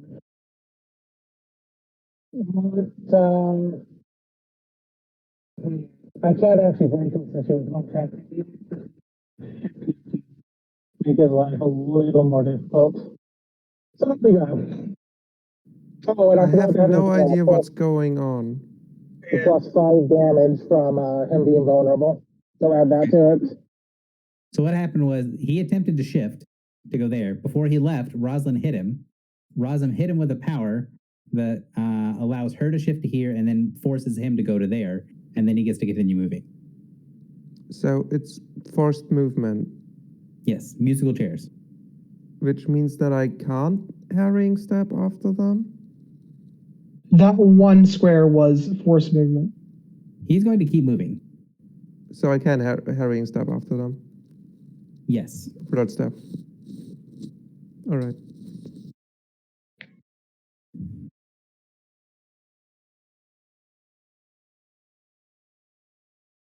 So they get to shift and make an MBA, I believe was what? Yeah. I'm trying to think of where he wants to go now that he's been sort of out of shuffled. Did they action point, just to clarify? They did, yes. Okay, cool. Probably wants to go right back over here.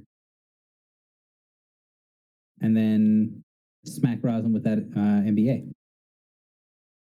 Or well, attempt to at least. 28 for 13.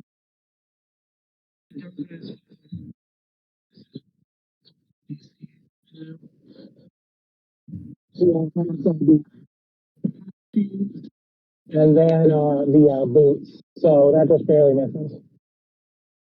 Okay. All right. That is it for Dalsath. Golem number 2 is over here. Bastion is here in the way, being a block as he should be. And so is going to get slammed once with each hand. The golem seems more committed to the fight than he was at the beginning. Now that you've actually been resisting him and fighting him, that sort of wishy-washy, should it fight, should it not, it seems to be erring more on the side of fighting is the correct answer.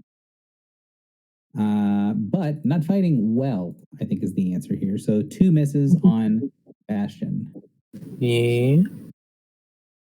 Golem number 1 has things there in front of him, has 2 targets, well, has 3 things that he can see that are within easy grabbing range. So let's go for the 2 things that he feels like he should attack, which are going to be Echo and Rosalind. So double slam. First one is going to be against Echo. So 17 is going to miss. Second one is going to be against Rosalind. 27 against Rosalind. Yeah, still a miss. Excellent. All right. Goal number 3. Be in range of another person if it just did this. It's going to shift 1 over to the left and then use its double slam, 1 on Bastion, 1 on Rosalind. I'll use my Warden's Fury after that's done. Okay. Miss on Rosalind, and then on Bastion. Miss on Bastion. The golems cannot roll very well. Well, actually, one of them rolled really well. It's just Rosalind's defenses were very high. Wait, but it did include Bastion as a target. It did include you as a target, Bastion. What did it roll? 16. Oh, so I can't use the thing on it. Never mind. Correct. So the single action of the action it took targeted you and Rosalind, so you were included. Yeah. Marco, you are up. Okay. First things first, get MPA as a standard against Elsa. All right. So I have CA.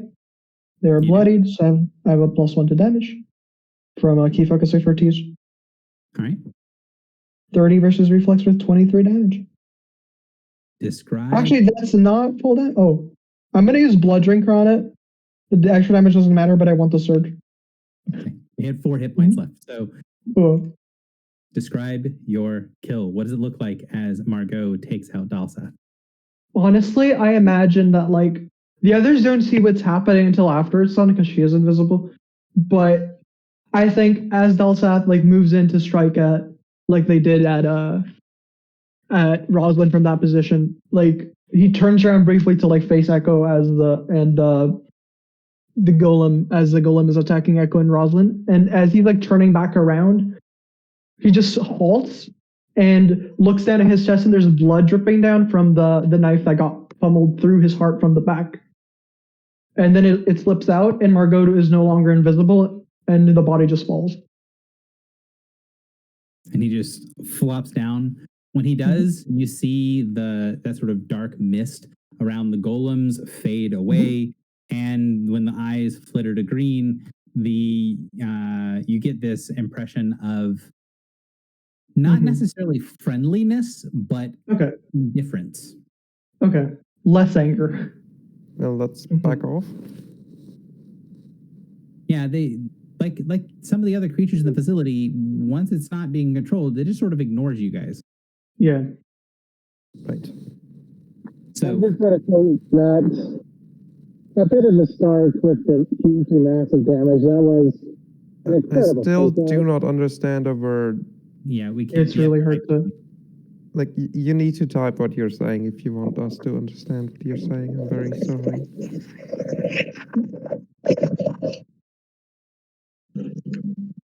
But yeah, that was the special dagger that the broker had given her. Finishing blow. Can you better now? Yes, it's way more clear. Oh my gosh. So today I learned these wireless earbuds I was using have a microphone. And when using them, they was trying to pick it up instead of my phone mic. See, now that makes more. Well, that's kind of what I was thinking. It was some weird input thing. So, much easier to understand you now. Yeah. So yeah. Okay. And I am a little sad that Rosin was not able to go full ham yet against anything. But yeah, that trick at the start with the Void Caller, that was very mean. Just leaving one turn of massive damage and do more. Yeah. I knew there was going to be like some trick to either turn it off or it was just temporary because like there's no way we're fighting a monster we're only hitting on 15s for the entire fight, especially when it does that much damage.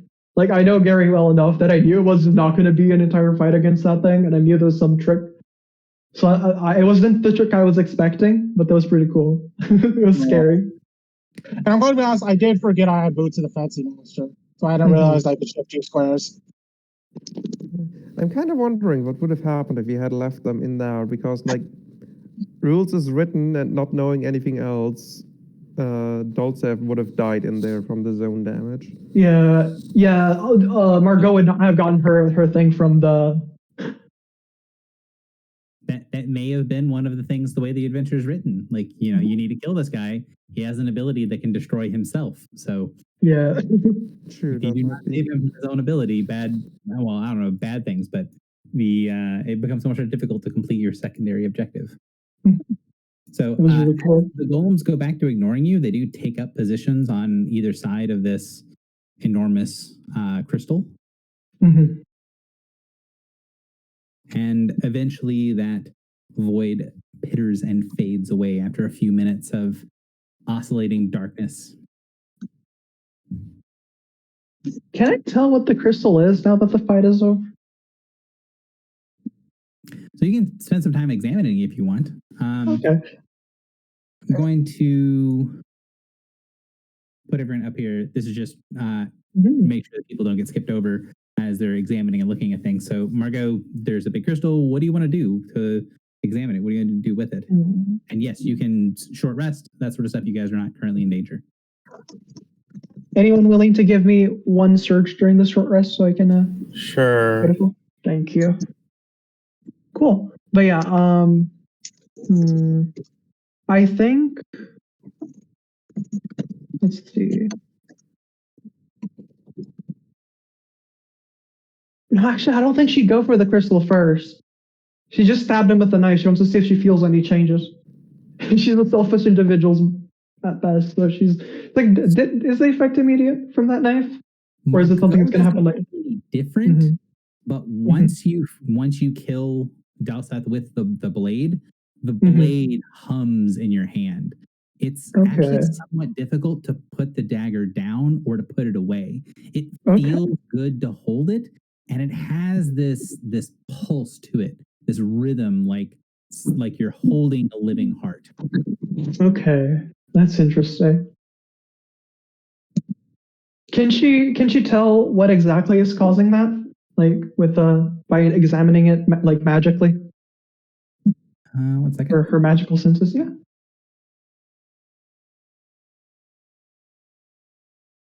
So she doesn't know exactly what the effect is, but she knows enough to be able to kind of know what she doesn't know, I guess is the best way to say it. So she knows that it's in the process of doing something. So the action that you took maybe started a spell or a ritual or a chain reaction or something like that. And so if you leave the dagger alone long enough, or maybe if you hold it long enough, it'll complete whatever it's doing and become something different. Okay. So she's going to keep her hand on it for now, but not try to keep her focus away from it, but just keep holding on to it. Just in case. But she is not going to be focusing on that, but yeah. I will say that it's very difficult while you're holding the knife to focus on anything else. Okay, cool. Interesting. Yeah.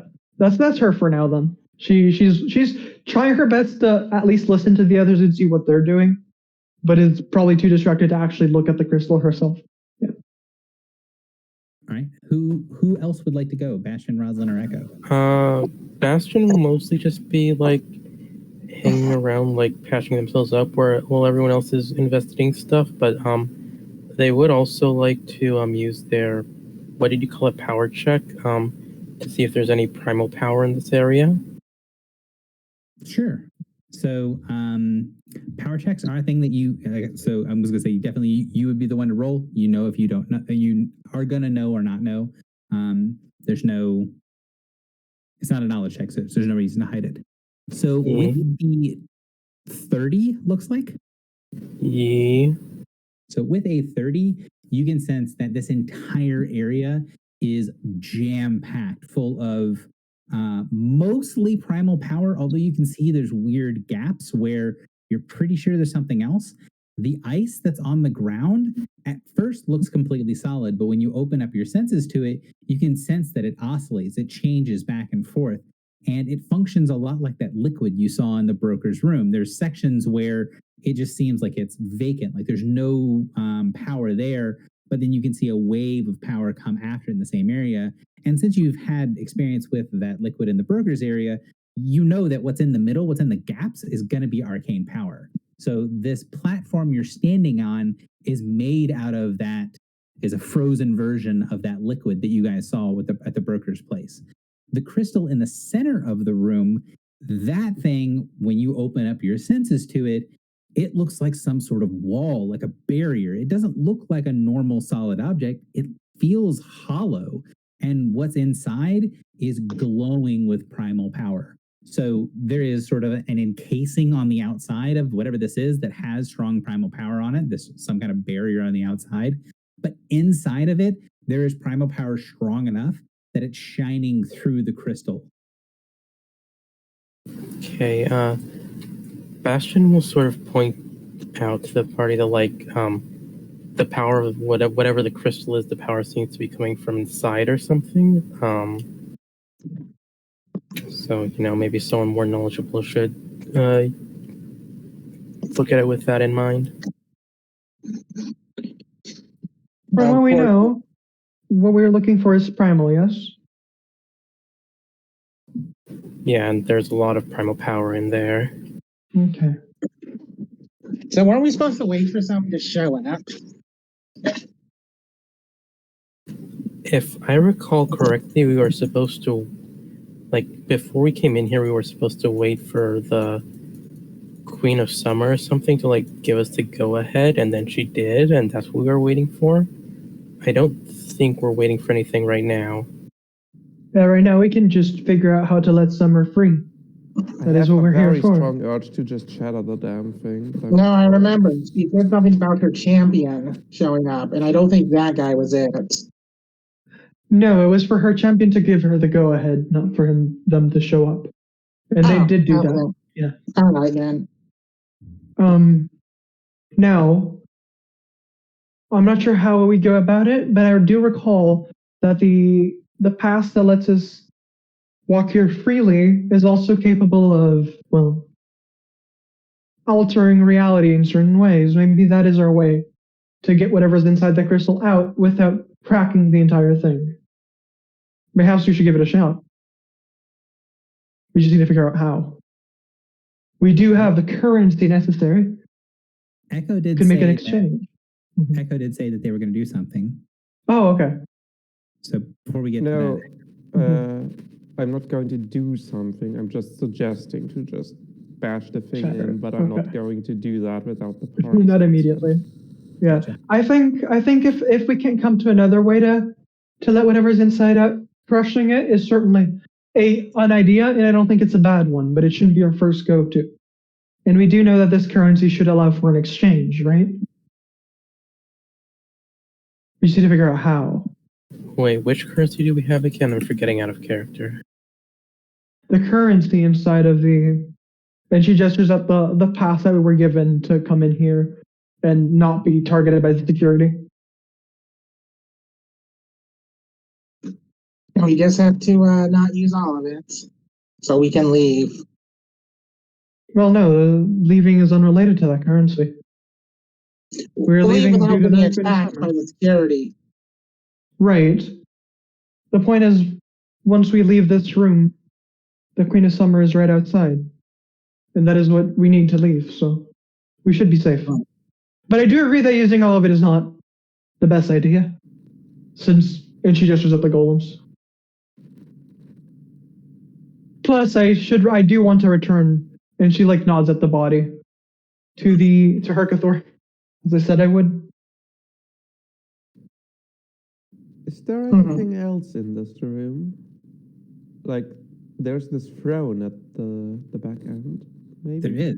There is an enormous throne, but going to it, it looks strange. The one part in the middle, which it's not represented very well here, but this part in the middle is actually made of metal. And it's this strange sort of like rusted, corroded throne. The actual chair itself is made of iron.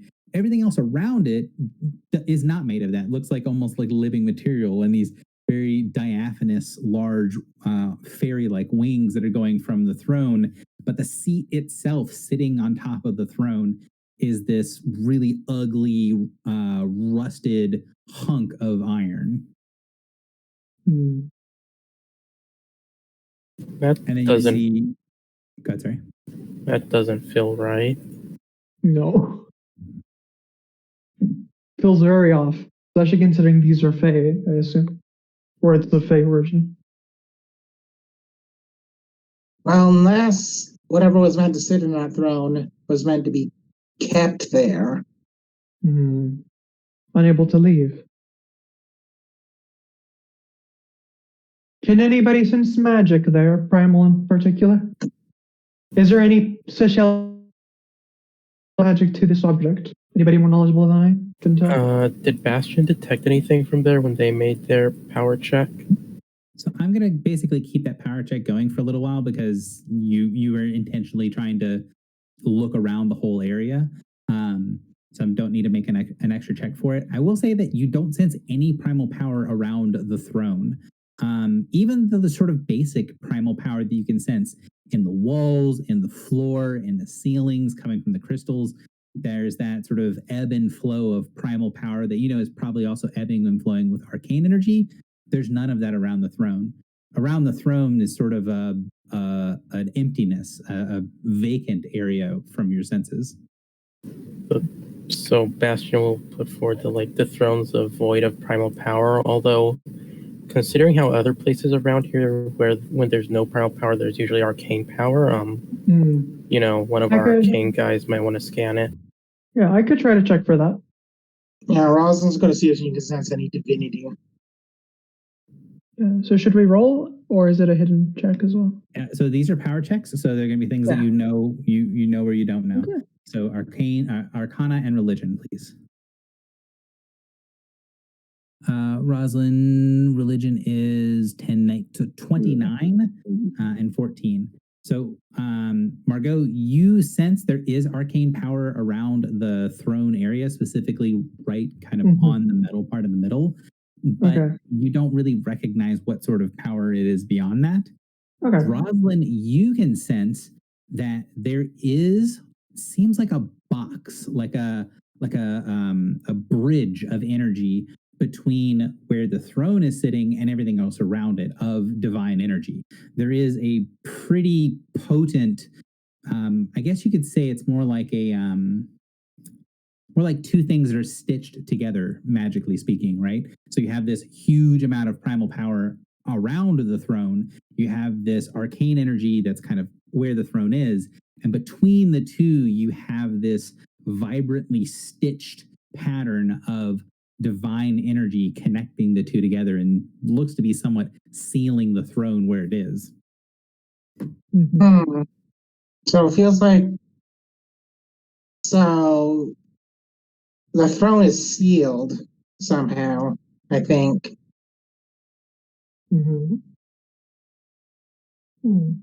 I do feel arcane magic, like it was mentioned. I can't tell exactly what kind, but it seems powerful.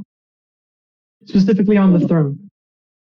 Yeah. Can I attempt to understand how the more mundane engineering side of things is working in this place? Like, would be stupid if there's just a lever you can pull and it works.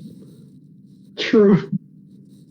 So I will say that going around the room looking at the more mundane sort of dungeoneering side of things, one of the things you'll recognize is that there's a lot of energies and things popping up from below you. So there is a liquid layer below the solid layer that you're standing on of liquid being pumped into this room from below that is then coming up and freezing. So you're not standing on like a platform of ice. You're more standing on the surface of a frozen lake. And you don't really see a lot of mechanisms in here. The thing that has the most sort of mechanical looking pieces to it is the throne, although it's so rusted and corroded and old, it's really difficult to see what it used to do, what it used to be. You might have to do something to kind of maybe knock off the rust or see what was underneath. But it does look like it is. It's not just a chair. It does look like it has some sort of workings or mechanisms in it. Well, then that's dust off the chair. And like, I assume Roll to Echo dust. knows better than me how to like do these things. Clean up Who knows better rust, than you? yeah. Sorry, who knows better than you? Echo. Yeah. Your character. Yeah, exactly. So Like, I'm not very familiar in the derusting of old, strange chairs. yes. Echo would be able to do this sort of thing, right? Because you're always finding things. Maybe this isn't your specialty, right? But you would be familiar with the reclaimers and the other sorts of researchers and things that do routinely go into these areas that are completely corroded and rusted away. You've seen them work enough to know at least the basic principles of how to get stuff working. You know that a lot of times acid or heat or other sorts of things can help get the job done. But for some of the bigger pieces, if you're not really super concerned about the mechanism underneath functioning, actually sort of brute forcing it oftentimes can help you get some of the basics done of like, all right, there's big hunks of rust on this. Let's pop a couple of pieces off and then see a little bit what's underneath and then be more careful once you have the basic pieces uncovered. Do you want to give me an athletics check? Sure, let her rip.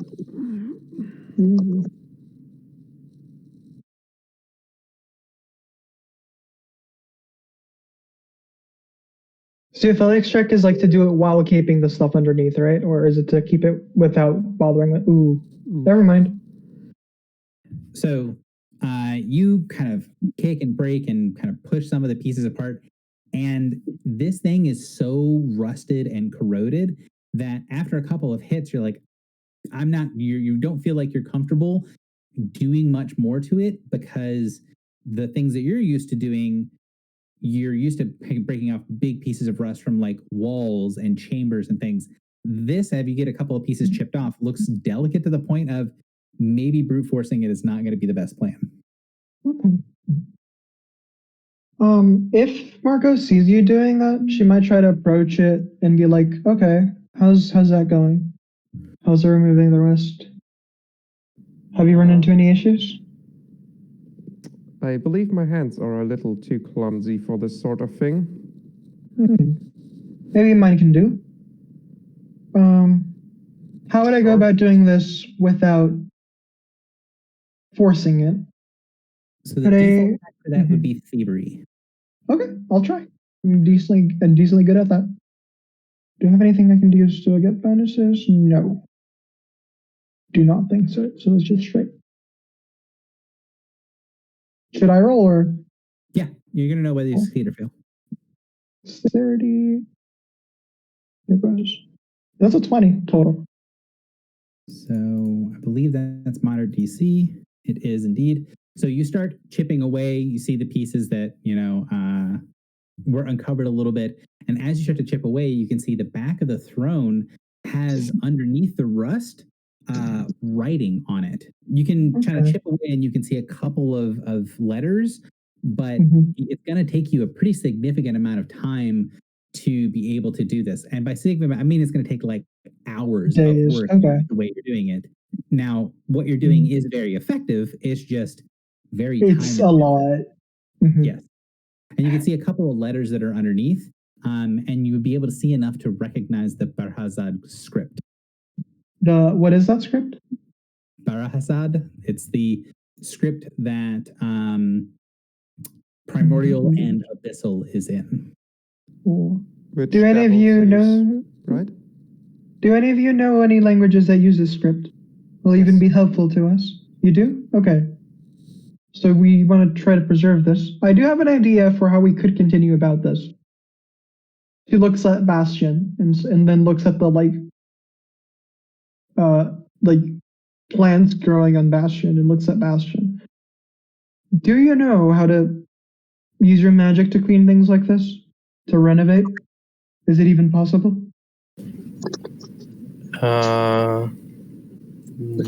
Clean? Not so much. But bring life back. Could you do that? Sure, I could probably create some life. Would that help, though? I don't think I can do anything that would affect the iron. It might be worth just trying our magic here to see if it does something, considering what we've figured out so far. It might do something helpful. I don't think it would be unhelpful. Even if it's just in its pure form, yeah. Can Bastion make like a knowledge roll to know if their powers could help here? Sure. So that would probably be nature. Yeah. I assume that's a knowledge roll, so you roll it. 1 second. Yeah, I'm trying to fix something in the background here that's broken.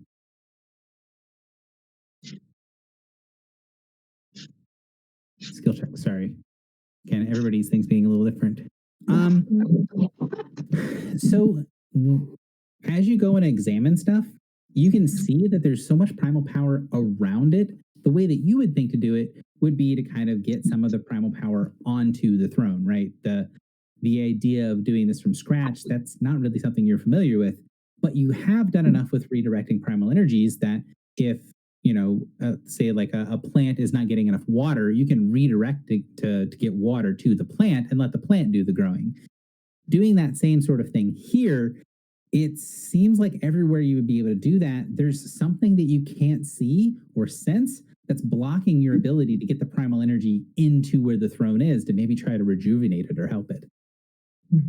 So if I had a power that, say, let me make trees sprout up and grow into an area, could that help here? Yes, I can see that. Yeah, so like one of my daily powers is rampant forest. And its description is the fractal essence of primeval forest erupts around the target. Is that what's the name of the power again? Rampant forest. Rampant? That sounds very fitting for this. Yeah.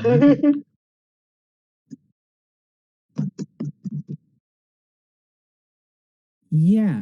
So from what you can tell, you think that maybe something like rampant forest would be able to kind of breach whatever it is that's stopping the primal power from getting in. You might be able to push through it, to be able to use that to kind of, again, using the dirt analogy, right? Or the dirt and the water analogy. There's something here, there's a bit of dirt that's in the way. You can use that as the shovel to push it aside to let the water come in. Huh. So Bastion's going to try and do that. It says it's an attack, but I want to try and basically like put his hands on the chair and then use the power to like make the trees and stuff grow up into this area, breaching the divine barrier around it. So it would be making, go ahead and make a skill check for me. Using your powers in a way that's creative and interesting is going to give you a significant bonus. Well, actually, it's going to significantly lower the DC from what you're doing. And then give me a skill check for seeing nature is going to be default for how effective it is at what you're doing. If you want to use something that's not nature, you can definitely do so. What would be the bonus for a daily power? So it depends a little bit on how creative the usage is for the daily power. In this particular instance, I think I'm significantly lowering. I'm lowering it down to easy DC because the power fits perfectly. It's a daily power. Like, it's going to get done. So I was actually just before Bastion made real effort to do aid another with him on it. Okay. Because she has a decent skill roll. So all right, I will do that. Skill roll for nature. Sure. Yeah, you might be able to get it to 24, right? Yeah, aid another is DC half level plus 10. So 19 does hit. 19 definitely gets the job done. So we've got +2, so 13. It says 23. So that is DC +10. So the goal was to get to 12. And if you got 10 higher, so that'd be 22, 23, then you would get an additional benefit. So when you push that energy through, you get this immediate snapback. So when you push your power bastion into where the throne is, you can tell there's immediately a ton of resistance, way more than you expected. And as the primal energies kind of break over that sort of divine barrier for a second, you see the throne immediately rejuvenated. And it goes from being this rust-covered, destroyed piece to now being a gleaming, beautiful throne of iron, although it has this very harsh, sharp look to it. The top and the sides are bladed. There are spikes that are sticking out that are kind of thorns that are going up into the wings and down into the petals of the throne below. It is pretty, but it also has this very brutal feel to it.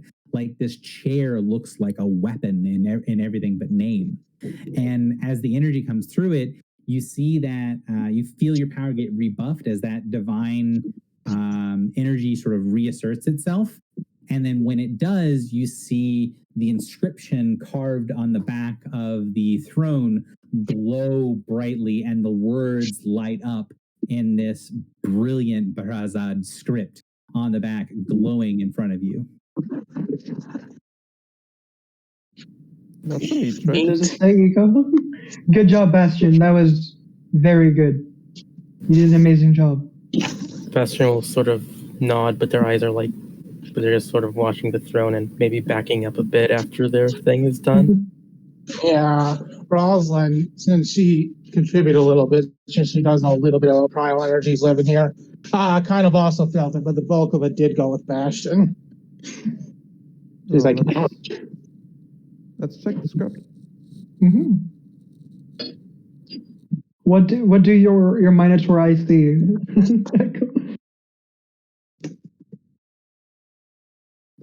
Yeah, tell me, Gary. So I'm trying to do. So you can tell this is in some sort of abyssal. Now you don't know, you aren't close enough to the language to be able to translate it directly, but you will be able to get some basic pieces. So give me a dungeoneering check, and then I'm going to give you the result. Could? Because LeBron is a Genasi, right? Would that help at all? It doesn't. It's not in primordial. Oh, okay, cool. So it's the same. It's equally further away. Okay. Yeah, so it's the same script. So think of like English and German. Okay. They're using the same letters basically. Like, English doesn't have umlauts, but other than that, okay. But the language is very different. The languages are different. Saying of like Russian, for example, the script of Russian is the Cyrillic script is completely different. Yeah. So yeah, so you're in the right ballpark, but not close enough to be able to understand. Because you're not going to understand English if you only know Italian, for example. Cool. So 26 will give you both pieces. So you're going to get, so this is the literal translation of what it says.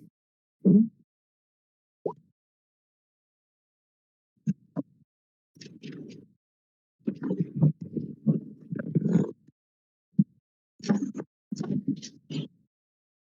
So Echo, you've got that?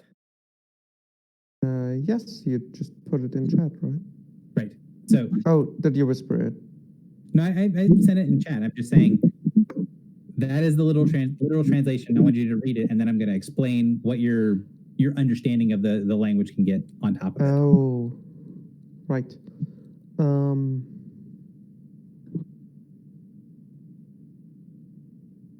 The servant of the room knows the voice of its mother.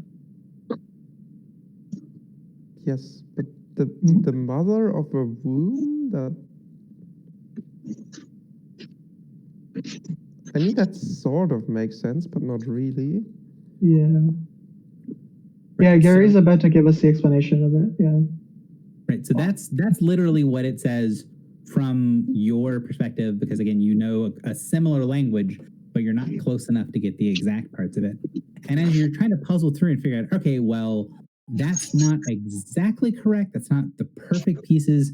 Then you can figure out, okay, well, the of the womb, knowing the voice of the mother, that's actually a formalized statement. That's something that's like the servant of the womb. It has a double meaning, and it could be like the favored child. It could be like the scion or the favorite or the brain's not working. The next in line, not. Don't know why my brain's not working for that word. Heir. Heir. Thank you. So, that is the feeling of it. So the heir knows the voice of the mother, but when you get the thing of the servant, there is this piece of understanding the passage of the service. So while it does say a servant of the womb knows the voice of its mother, the servant is modifying the person, the heir. So this is a better translation of this is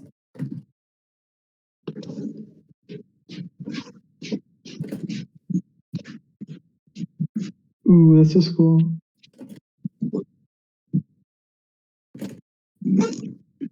So that is a much closer approximation to what it actually says on the throne.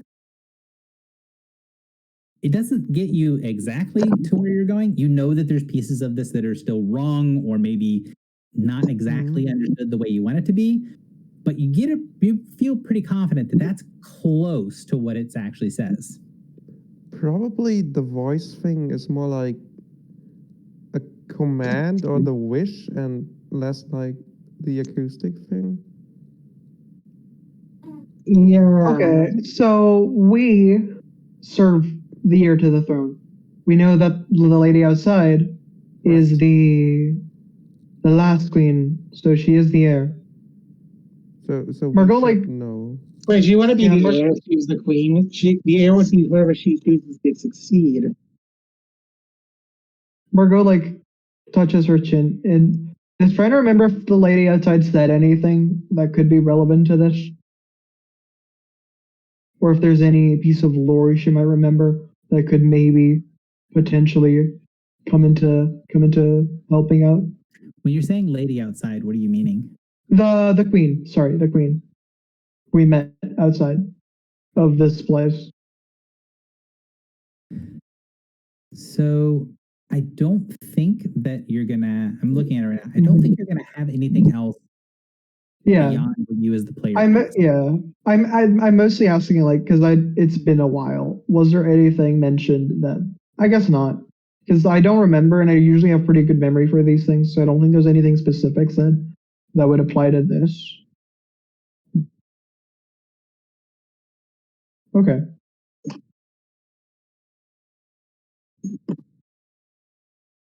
Maybe we should just go back and ask her. Perhaps knowing the voice of the mother of the queen actually would translate to also serving the mother of the queen, or? Yes. Like they're not solely loyal to the heir? Yeah. So if someone were to say, offer their allegiance to the queen, maybe that would work. I mostly just spitballing here. Language is not my strong suit.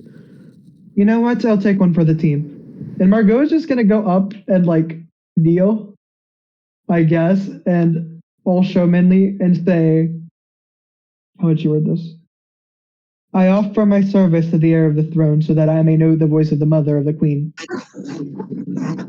But obviously in more showmanly than I said it, but I got trying to like, yeah, see if that triggers anything. You putting intention in the word. She says this with intention in the word. I gotcha. You say this, and from your perspective, nothing seems to happen. There's no reaction to anything. But Rosalind, you can sense that divine energy, that stitch, that barrier around it, sort of hums and vibrates with the words, and then dies down after she stops talking. The whatever ward or whatever that divine energy is around the throne definitely reacted when Margot said something. It just didn't maybe react the right way. You're not sure what it did, but it did recognize that Margot was doing something. Yeah, that you definitely did something. Definitely the thing, the blessing reacted. Okay. Maybe you should keep going. Maybe you should keep going. What was the name of what was the name of the queen? Because I remember we were given, but I don't remember what it was. I don't think Does we it were sound given the actual name because it was like sort of a name of power and was more like a feeling than like an actual bird. I think that was what it was at first, and we had her repeat her name 3 times, and then it worked. I think it was. So the other queen's name is Clotho. Okay, Clotho. I who was summoned here by Clotho to find you, to save you, and to release you into the world once more, to release summer once more. I offer my service to you. I'll do as you wish, but I'll follow your command if it means bringing back summer once more. So Rosalind, you see that same thing, the kind of weird reverberating around the throne. It doesn't really do anything else. But Margot, you can see as you keep talking, that sort of weird polished sheen on top of the blades of the throne, it sort of sparkles. Like maybe the light is hitting it just perfectly. You know, if you're thinking of like the edge of a sharpened blade, you get that same sensation, like the throne is brandishing itself at you almost, but it doesn't react. And like, and brandishing in like a negative way, or you're not sure. It's pretty. Okay. I mean, it's pretty, but it's pretty in the way that like a very sharp, deadly looking sword is pretty. Okay. It's not a mimic, is it? Massive mimic. Okay. Actually, could the chair just be like the transform? No, that'd be insane. Margot Turi, offer my service to the Queen of Summer. I, Margot Turi. Wait up. So I'm going to say that basically Margot's going to keep doing that, trying to see if she can find the right words. She's going to say her name 3 times is the last thing she's going to do. Gotcha. And if it doesn't work, she's going to give up. What is Rosalind doing during this? Rosalind is actually going to see if you can get like, not sit on the throne, but kind of like examine it closely, like hold her hand over it, see if there's any reaction like that. I mean, maybe sitting on it is the right thing to do. So holding her hand on it when Margot is sort of fishing for the right thing to say, you can feel like this very slight vibration. Again, like weapons, like 2 swords ringing out, hitting one another. That's the sensation you get when you kind of hold your hand near to the throne as she's speaking. Okay.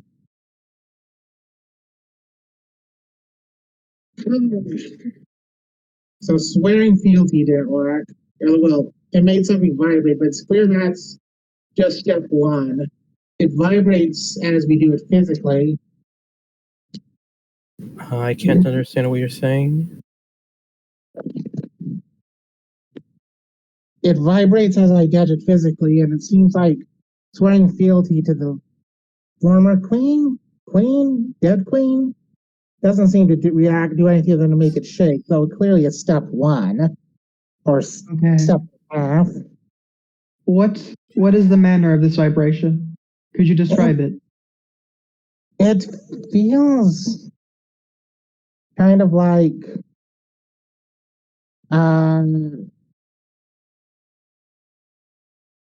like somebody's drawing a sword. Drawing a sword. Yes, I can see that too. The feeling you get when you draw your sword. The glint from the iron, it's similar. Maybe it's because I'm too far from what this is. Bastion, what are you doing while they're kind of examining this? Right now, Bastion's sort of just watching and observing. Maybe keeping an eye out for any like primal energy that's doing weird things, but not really like taking part themselves. You don't see the primal energies doing anything particular. You can see that there's a little bit of sort of washing up of the primal energies when the divine energies react. So kind of think of the divine energies sort of like a barrier, like a dam, and the primal power is like water coming up next to it. And so as the dam buckles slightly, the water flows in, but it doesn't look like it's like trying to break through. Just it's filling the void rather than anything else, right? Like it's just filling the area, and when the area gets slightly bigger, it flows into the spot that it was previously occupied in. Oh. Echo, what are you doing? Is the chair affixed to its position? It is. So I can't just remove it. Could I like do a perception check maybe to like investigate the area around the chair more closely? Maybe get another hint? I guess the question is, what are you looking for? Um, Can't do a check. The DM wants to know what you're looking for to make sure that I'm giving you information, or we're making checks that have a chance of succeeding. well, I mean, another inscription would be ideal, of course, but maybe that's not a thing. Do you want an idea? Because we did know there was a mechanism, and we haven't looked back into that after removing the rust with Bastion's thing. Right. Yeah, that. If you wanted to do that, yeah. Yeah, that's a good Because idea. you were the one who looked into it originally, yeah. Yeah, that's a good idea, actually. There's a mechanism, sure. I'll investigate that. So when you look closer, the hinge, basically the bottom, so where the back of the chair meets the base of the chair, there is. It's kind of hard to see if you're not. I would say a trained eye, right, can recognize that this is not a normal hinge, but there is sort of almost like a cylindrical piece that is connected to the back of the chair that isn't really needed for the chair to function. And you can see that there are little pieces that are inscribed into it, and little places that have been like machined or worked that look like it might be able to move in some way. So yeah, if you want to make some sort of check to kind of work with whatever that mechanism is, you could do that. Like gust engineering. Give me a second.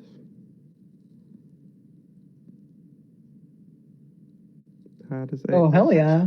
Hell to the fucking yeah. So after tinkering with it for a couple of minutes, you can see that it unfurls. And once you can figure out, okay, this thing pops open and it opens up backwards, you're like, okay, well, this piece will go here, this piece go here. And I imagine Echo is the kind of character, because at the very beginning, when you were talking about being in the workshop with, you had a bunch of little tools. So you can take some of those tools and kind of wedge them in, and the base of the back of the chair rolls out towards you and unfurls in this long sheet of metal that on the interior of that sheet of metal has several pages of writing on it. It takes you a second to realize what it is, but then when you realize what it is, you're maybe not entirely sure what to do with it. It's a scroll, but it's inscribed on a long sheet of metal. And it's built into the back of this chair. I assume I can also try to decipher that one? Yes. So it is written in the same script. It's written in the same language. You can see that there's a lot in here that you would need to be a ritual caster to properly understand.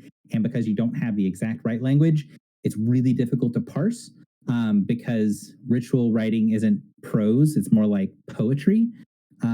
So it's hard to figure out some big chunks of it, but you can tell that this is some sort of ritual, that maybe the activation is the writing on the top of the chair, and it's very complex and it glows with energy as you're reading through it. You can read several things that you would recognize as words talking about things being bound, about two pieces of a whole.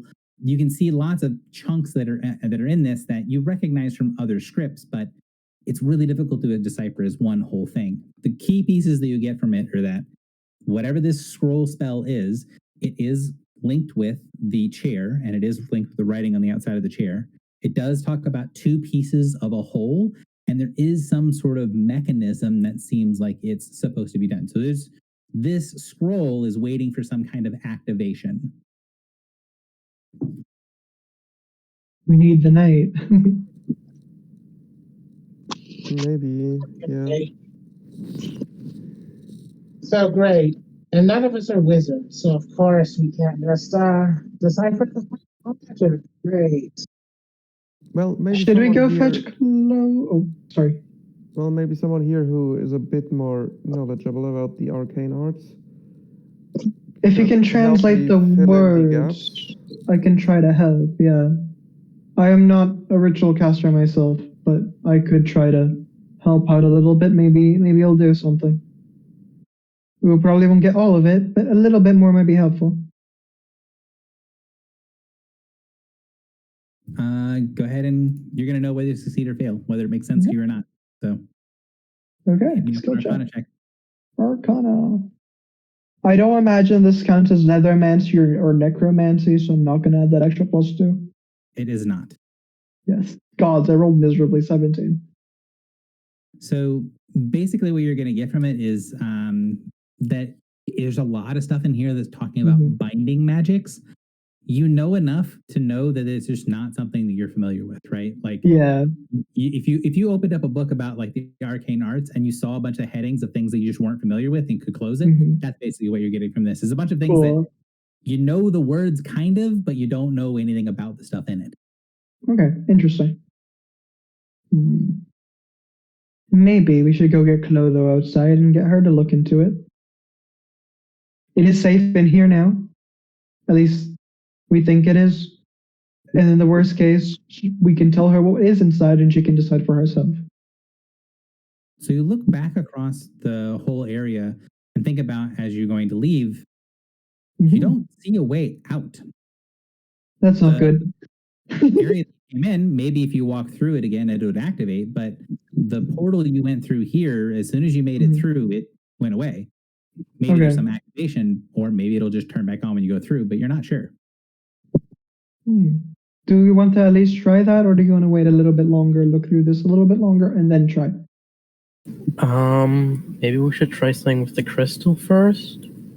Yes, we haven't looked much into it yet. That would be smart. Has anyone, like, scanned it with arcane or divine senses? Well, yeah, I think we all have, and as far as you know, the arcane stuff is it was the pinging. If I recall, it was the same pinging thing that we got at the broker's room where it switches between them. Yeah. Do you want to ask the golems? We do know some of them can reply to us, and we do have the thing that lets them do that. What should we ask them? Well, she's gonna walk over and ask the golem. Hello, good sir, or lady, or whichever one you identify as golem friend. Do you know what that crystal is for, and could you enlighten us? As members of security. From one member of security to another. This vault is voice containment. Voice containment. The voices of whom? The mother? It doesn't respond. Okay. She looks back to the group, looks back at the inscription and says, yeah, this is the crystal we need. So, do we somehow get the crystal onto the throne? I think the crystal's a little bit big to get onto the throne. How is the crystal formed?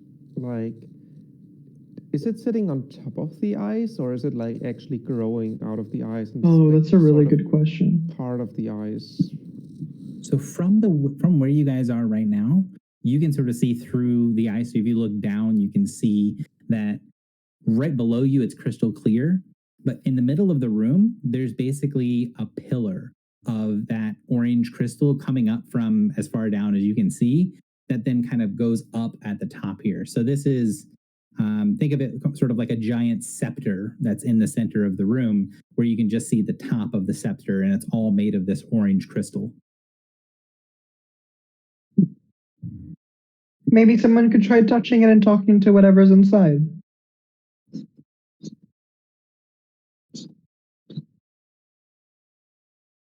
Rosalind, I believe you have a connection to these sort of things. I mean, I know about them. Maybe I can try. So I guess Yes, you should try first. Yes, I think that would be smart. so we'll go to the crystal and I guess touch it and try and meditatively commune with it. So you touch the crystal and it is surprisingly warm. Everything in this room is somewhere between extremely cold and cold. The crystal itself isn't hot, but it's very much warmer. It's maybe 95, 100 degrees. And Fahrenheit, sorry, not Celsius. Thank you. I was about to go like, whoa, your hand just melts off, yo. Okay. So it's very warm. And when you touch it and sort of get into that meditative state, you see those strange green lines, those lines that you saw previously. And when you're sort of focusing on the crystal, you can sense they're connecting from you to the throne and back to the crystal, from the crystal to the throne and back to you.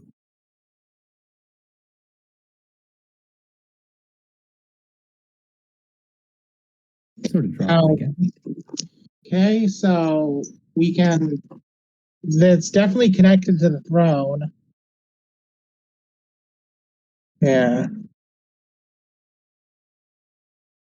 So the energy is like going from the crystal to the throne and then to Rosalind. So other way around, from Rosalind to the throne and then to the crystal. Okay.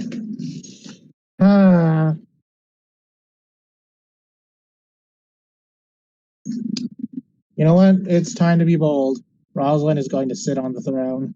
See what happens.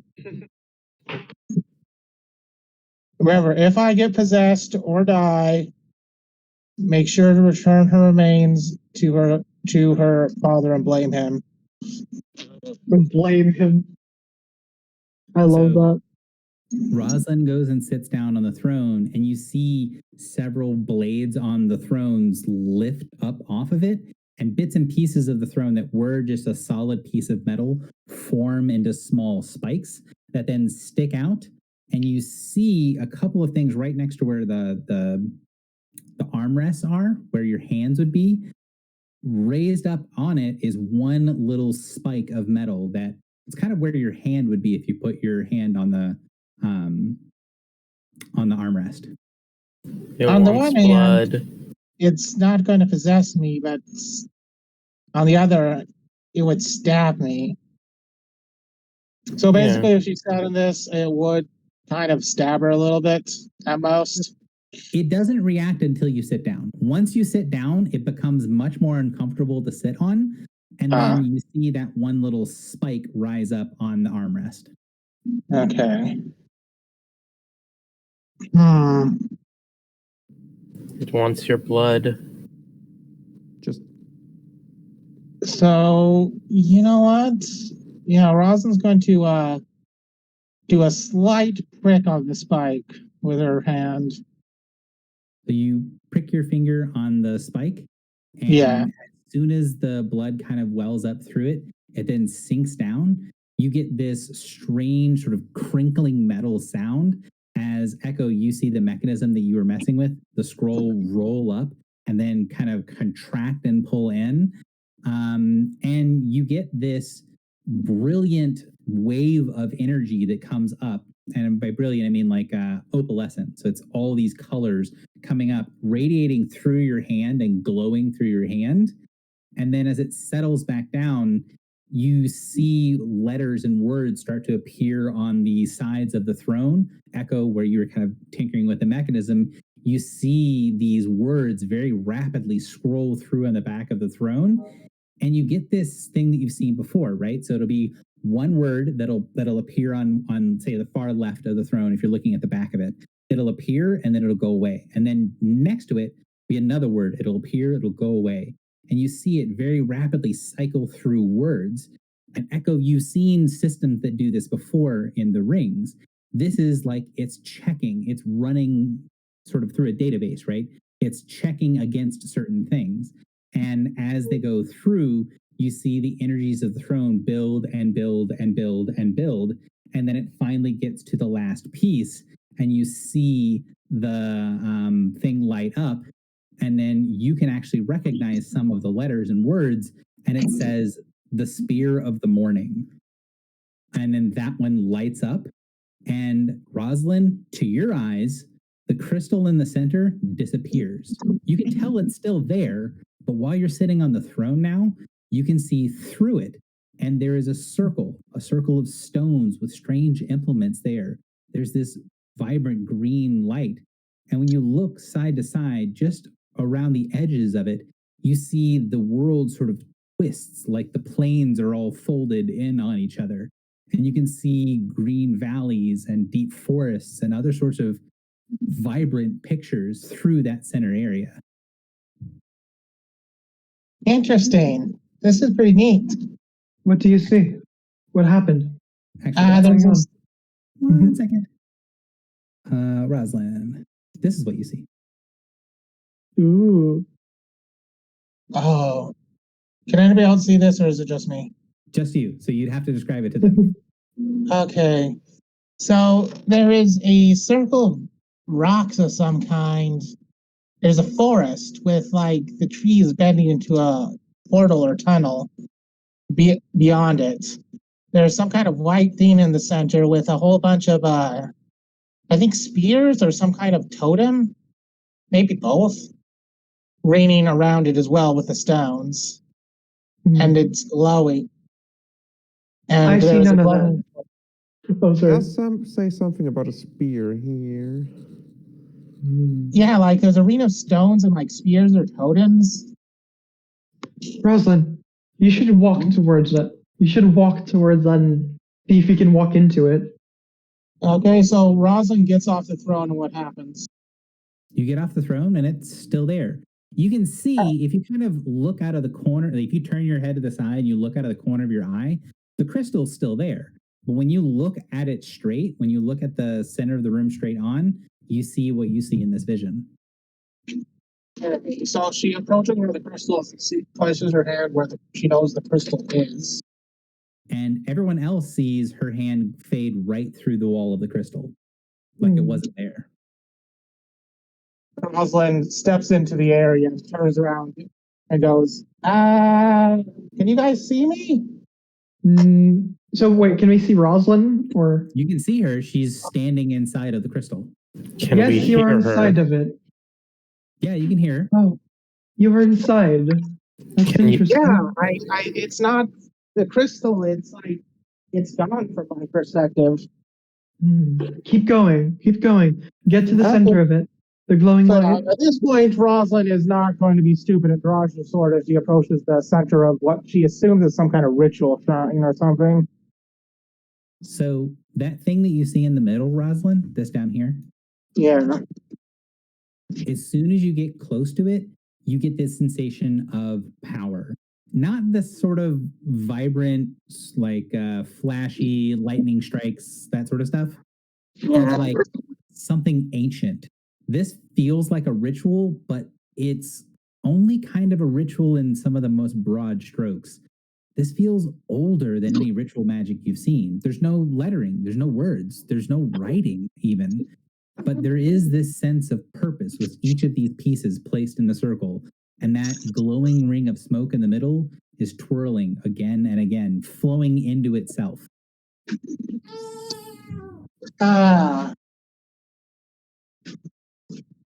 Okay, Rosalind. So is there like in the ring, is there any like clear empty spots where you think that One second, hang on. Go again. Sorry, my daughter was. Yeah. Yeah, is there like any spot in the ritual circle where it looks like somebody would stand? It doesn't look like that. It does look like there's a lot of places around the edge where people would have stood, but this looks like something that was started long, long ago. Okay. So in that case, see here. Actually, so this gold, so the rain, is that like portal, or is it just like some wood built up or something? Yes. Okay. It So, looks like both. You're pretty So certain that big ring is the same as the small ring in the middle. so Rosin actually approaches the small ring of smoke, and she is going to try and detect any sort of magical power. I'm going to do a power check. You want me to do 3 rolls with for the 3 different kinds, or is it okay just make 1 roll and use the segmentation religion for Are you modifiers? What? Are you multi-classed? Oh, Are you okay. more than just a fighter? No, my multi-class is fighter, so probably not. In that Right, case, so- yeah, in that case, I will just be able to detect religion then. Right, correct. Okay. Yeah, that's why I was asking. It was like Mhm. it's been a while, I couldn't remember that detail. So yeah, she's going to make a religion check. Ironically, not her best skill, but yeah, no, dude, that's a 12. So you're kind of going around this ritual circle looking at things, and I want to kind of go back to the rest of the group. What is the rest of the group doing? You can see for a second, you can see Rosalind in the crystal, but as she steps away from the edge of the crystal, you can't see her anymore. You don't get the impression that she's destroyed or vanished or anything, just that she's gone too far, and the crystal isn't completely see-through. What does the group do while she's inside? I'll just try and do the same thing and then follow them. Probably doesn't work that well for Margot and Bastion, though. Yeah, we don't have any blood to offer. So you do the same thing. You let the throne prick you. Yes. Okay. Would Margot and Art and Bastion try to do the same? No, I don't think. I think Bastion's pretty certain he doesn't have any blood to offer, but they will see if they can like push through it anyway. So would you sit in the chair and try to put some part of your body on the thing, even if you don't think you can get blood out of it? No, they Yeah. wouldn't do that. Okay. Margot totally would. 100%. Viteg or whatever comes out is coming out. Yep. If Margot is able to walk through after doing that, Bastion will try as well. So as you guys go through, kind of hoping that Margot doesn't break the chair. It doesn't seem to bother. The chair does not seem to be bothered by any of you. One thing that you'd be able to tell, Echo, as you watch the mechanism fire 3 more times, you can see that it's not necessarily looking for something. It's looking for the absence of something. So it's not looking for, say, a human. It's not looking for a particular type of blood. It's more like a filter that's trying to find something not present. And the thing, whatever it is it's filtering against, it's not present in any of you. So I will move you guys over. Fix the flag. Sorry, this looked weird for a second. And this is what you guys see. Wait, what? Did it work or did it not work? It did work. So you guys can see this inside of the circle. Oh, okay. So the edges of the rim of this bottom circle here, that's the edge of the crystal in the center of the room. Do we see Rosalind? You do. And Rosalind is looking around in the center trying to figure out how this maybe works. Mostly metaphorically poking with a stick. Bastion would like to use the power sense to see if there's phase stuff here.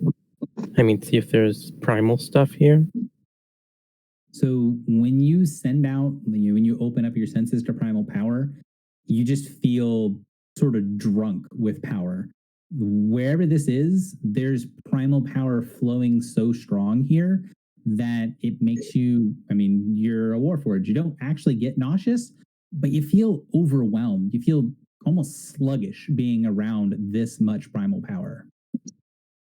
Is there any direction that seems to have more intense primal power, like, say, from the portal or or something? From the center of the ritual circle, yes. But also it feels like from that portal. It looks like Excuse me, sorry. the two things are the same, maybe? The center of this portal and then this area here, these seem like the same thing from two different perspectives. It's kind of mind-bending when you're in it. We are in an absolute nexus of primal power. Yes, I can feel it. Can you just walk around it? Yep, you can walk around the ritual circle. And what happens? Does like the thing behind the circle sort of just move with you when you move around it? No, you can move around it, and actually, if you guys want to put your tokens on here, you can. I can copy pasta people over if they want. Oop, maybe I can't, because I'm bad at Roll20. Copy pasta. Bastion will sort of start approaching the massive portal, and we're all looking at it with like awe. Is Marco burning because of the sun? There isn't sunlight here. Yeah. It feels like you're in a dense canopy. You get the sensation that there is sun around, but down here, it's just everything is shaded. Interesting. If no one stops them, Bastion's just gonna like stumble into this portal. So when you see Bastion kind of walking towards that portal, Rosalind and Margot, where you are standing at the side of the ritual circle, you can see Bastion walking into the interior of the circle inside, only he's tiny. So you see something like an image of Bastion cross over the threshold inside of the circle when Bastion personally walks over this way. This strange sort of bending of where things are is duplicating or at least representing Bastion differently. I think Marco's gonna follow Bastion. He's like, you know what? Yeah. So are you gonna keep walking, Bastion? Yep, until something changes. Yeah. So Rosalind is actually going to hold her hand over in the air above where she roughly sees Bastion on the ground. Mm-hmm. Hey, Bastion, look up. If they hear it, Bastion will look up. And you can see a translucent image of a giant hand above you. Does it look any different in terms of like the primal power radiating from it? It looks kind of like Rosalind's hand, but it also kind of looks like a bunch of branches from a tree. Maybe like Rosalind's hand if Rosalind was a treant. She pulls back her hand at that point.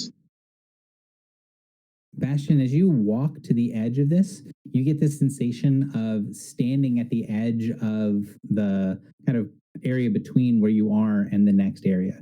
So it's a little hard to tell on the map here or on the picture.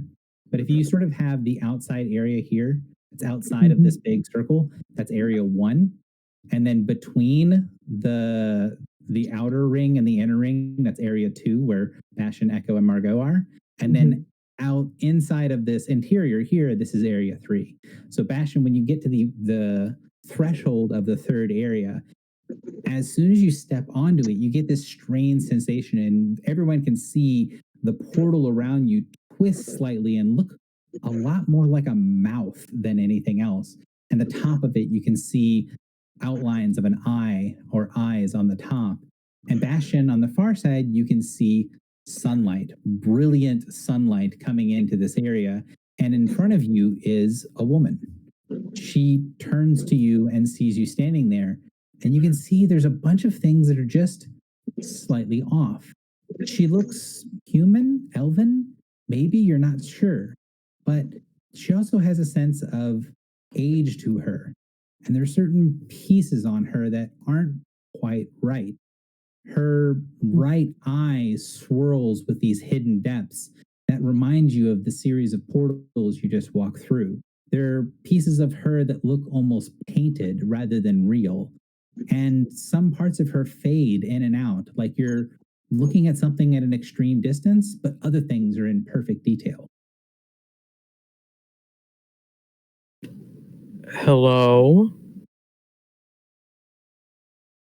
Hello. Do the rest of us also see this, or is it just Bastion? Bastion's the only one that sees it, but Okay. everyone else can hear her respond. Okay. Who are you? I am an echo, a remnant of me. And you are the daughter's servants, chosen to come and bring me back.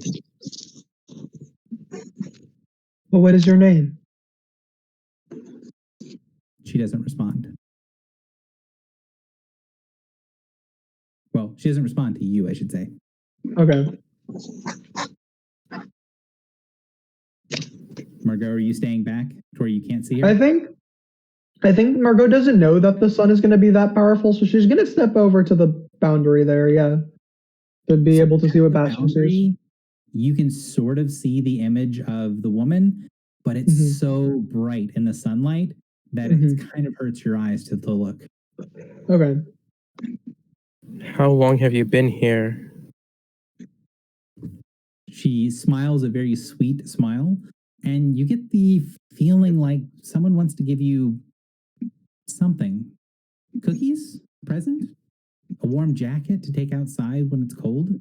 Something simple and comforting. I feel like Bastion is not the kind of person who's ever been offered that.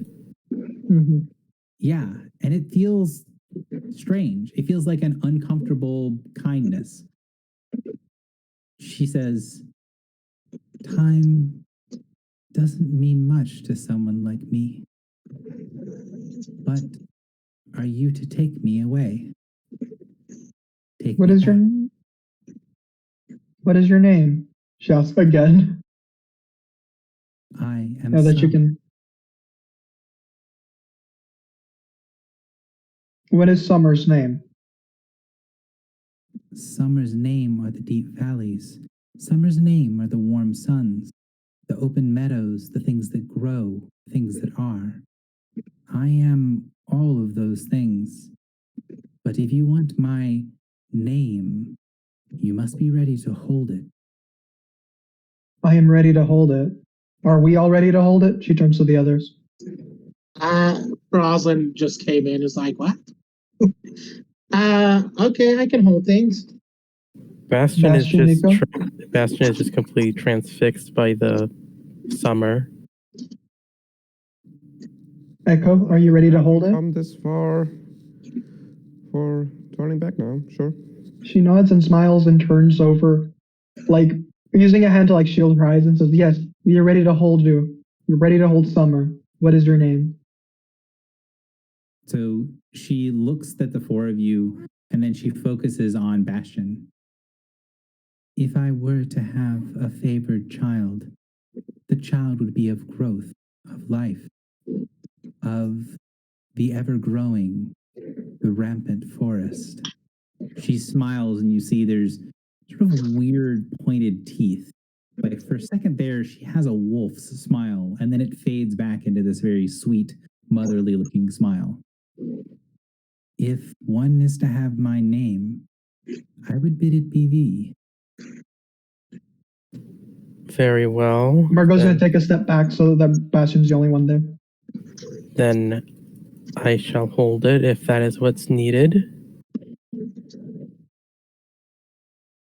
If it is your task, then it must return, not from where you are, but from where you are from. My name, my power, it is absent in the world, and to the world it belongs. To the world it is owed. To the world you must take it. Not to here, to there. Will you bear me home? To the prime material? She nods.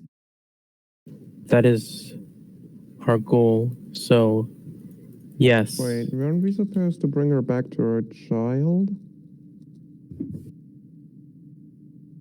Which is like who's like just standing outside. I'm a little confused on the matter. So let's take a step back for a second, because it might just be the amount of time between the two places. So I do want to clarify this. When you saw Clotho outside of this, that was not actually her, right? So that was a projection of her being able to communicate with you because you took a small piece of her power into. Oh, right. Mhm. Got it. Thanks. Yes. So in character, you guys would know that. Whether that projection is still there to talk to is sort of a separate thing. But Mhm. so that is a thing. That is what she's saying. Bastion, do you accept? Yeah, Bastion already said yes. So she says, I am, and then there's a void. There's a nothingness when she says her name. And then she smiles, that same sweet smile.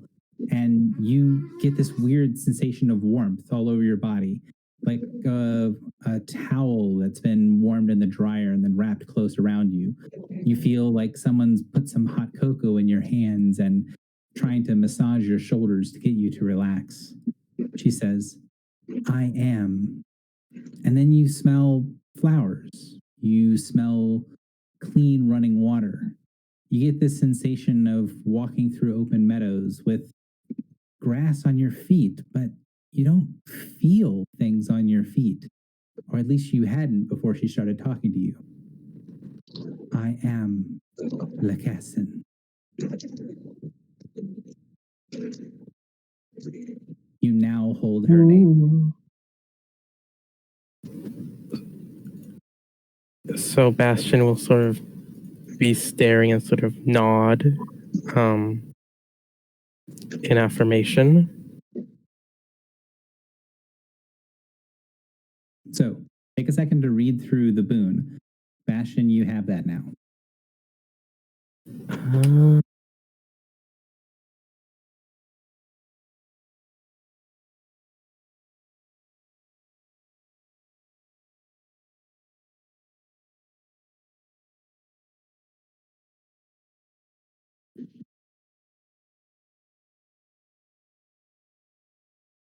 Interesting.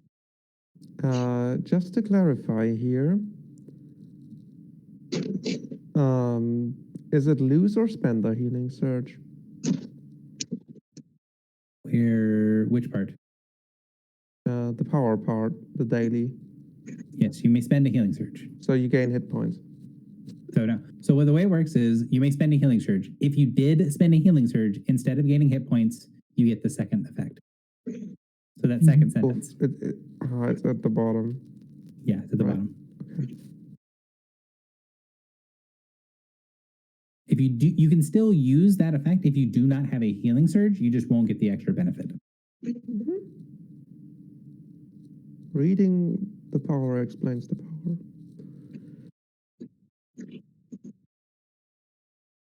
Okay, I think I understand it. So yeah, basically, it's a full heal that can be passed on the party. But if enemies hit you with a psychic attack or will, 3 times it's lost. So basically, if you get hit twice by psychic damages for will, probably best to pass it on. Yep. Yeah, it's before the third one you want to pass it on. Yeah. And it looks like it can only be one attack per round, so we don't have to worry about accidentally dropping it as long as we take our action to do it. Right. Having the interrupt ready is probably going to be a problem, but as a warden should be alright. Okay. What do you require of us, I'm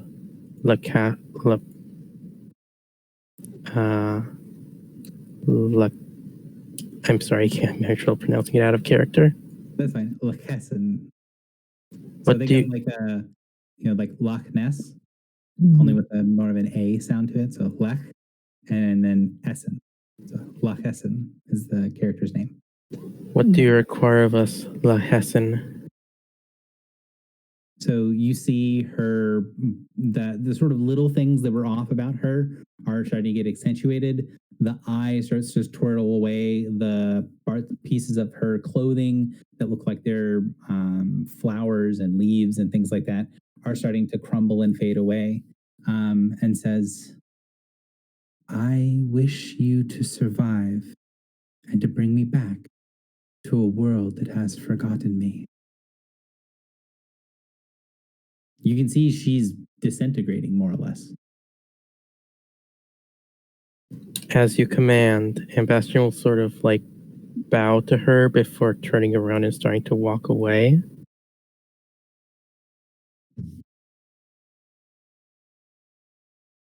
Okay, so you turn and walk away, and as you step away from that inner circle, everyone can see that the third area, right? So this part in the back, starting to close rapidly. The top and the bottom and the sides are all sort of spiraling in and getting smaller and smaller.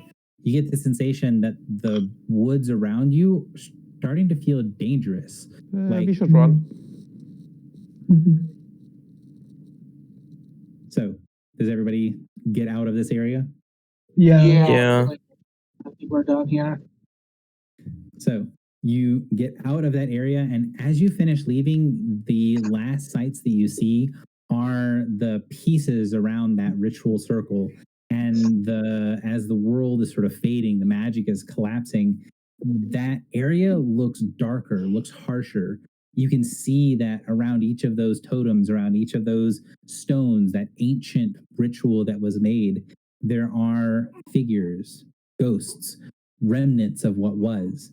And you get the impression that this place was not made without significant sacrifice. And then you pass back into the very cold inner room. The crystal's still there? The crystal is still there. Although now when you look to it, it is actually a crystal.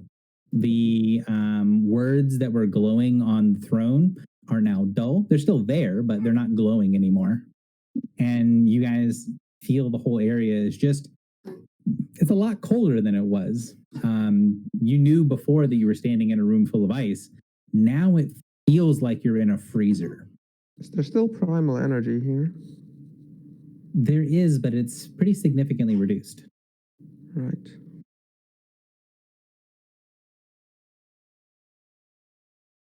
Let me look at my notes real quick for a second.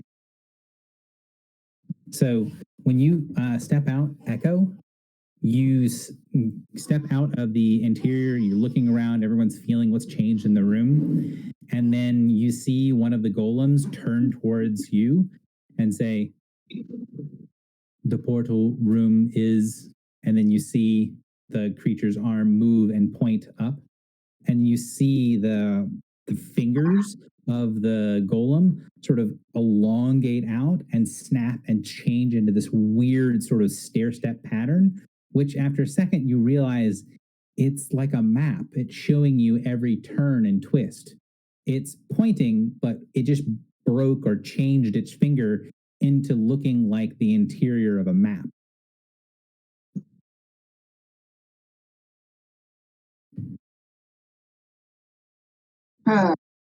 Neat, so you actually can be helpful when it comes to these things.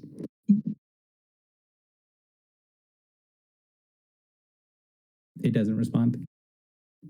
Well, I look at the map, I suppose. Can we find the room we're in right now? So you think that's basically where its finger is. So think of like you've got a map and then you draw a route on the map. This is like just having the route without the map over top of it. Because you've been through this area a couple times now, you can follow it and you're pretty sure you could use the turns that it's giving you to be able to get to where you're going. Right, but I thought there was no exit. There was no exit, not that you could see.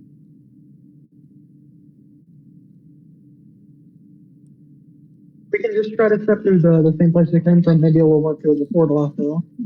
We also need to take, and she gestures at the body, back to Hergathor. So there should be a quick stop before we get to the portal room. Sure. So do you guys your necrophilia. you guys go back to the big ring that you came in on? Yeah, she is dragging the body of Dulceth with her. Yeah. Okay. So when you get close to it, you can see that the interior of the ring, it's not lit up like the portal was on the other side, and you don't sense any energies until you get really close to it. Once you get pretty close to it, you can see inscribed in the interior of the ring in that abyssal writing a bunch of writing. And then in the middle of it, you can see big chunks that are missing, like pieces that look like there was a word there, but it's just gone. The stone isn't, or the metal isn't changed, but you're pretty sure big chunks of this are forbidden. Forbidden, or sorry, could you? Forbidden, like forbidden. So like when things say things and they don't work, that's what it looks like. It looks like there's a bunch of writing here, but there's pieces missing. Oh, and if we try to touch the door, does it? Well, not the door, the wall. Does anything happen?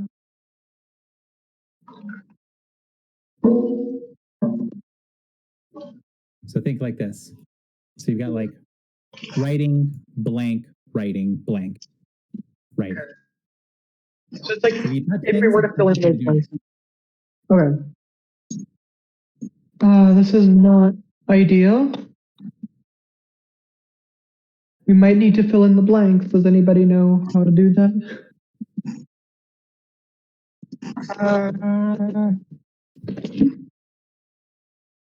Can Margot sense magic from the wall? You don't need to make a check to know that, yeah, there's pretty potent magic here. It does look Arcane? like a witch's circle, just missing big chunks of stuff. Okay. Big chunks of stuff which none of us know how to get. Yeah, Margot's not a ritual caster, but she knows one ritual. She knows the last night vision. So I guess like, Yeah, I don't think that would help here. no, it would not. I know it wouldn't. I'm thinking like, could I roll like some kind of kinds of words? Like, what kinds of words might she expect to be missing, if any, based on positioning? Let me look.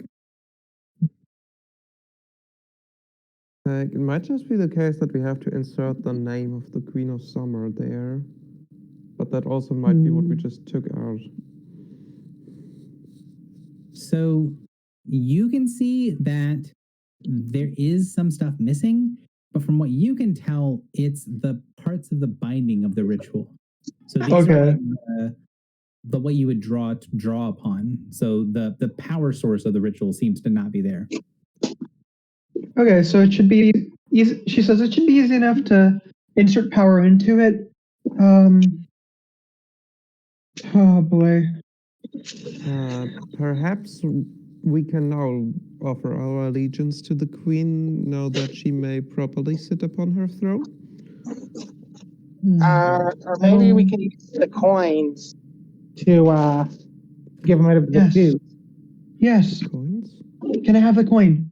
She would like to do grabby hands for the like token given to getting around the facility. Yeah. Specifically not Rosalind's because Rosalind is here, but for our friend LeBron who is not here. She would do grabby hands for it. He probably would not let you take the coin, but he would try to use the coin. Okay, cool. That's good enough. If you know how to use it, that is perfect. Cool. That's what you say. So what I'm going to do is I'm going to go through stuff real quick.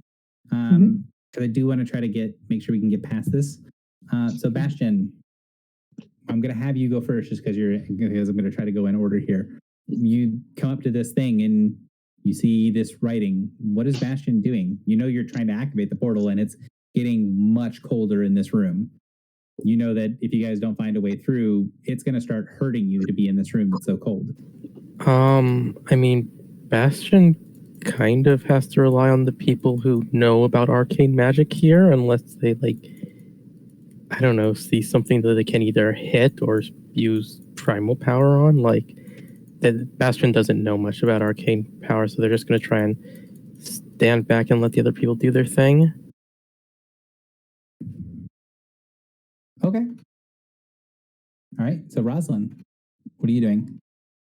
All right, so if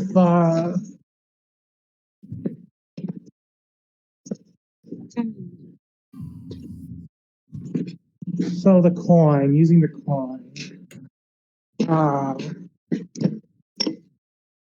she's going to pick up one of her tokens and hold it up over one of the ruined names, and I suppose just kind of focus on fixing it, restoring it. This year, these things could change reality. It doesn't sound like she needs to know what was there to change reality, as it were, to make it back to what it once was. Okay. So you want to give me like a religion check or something similar, or if you can justify something else? Yeah, unfortunately, my powers are very simple, and I don't think I ever need to burn to really use for that. So, actually,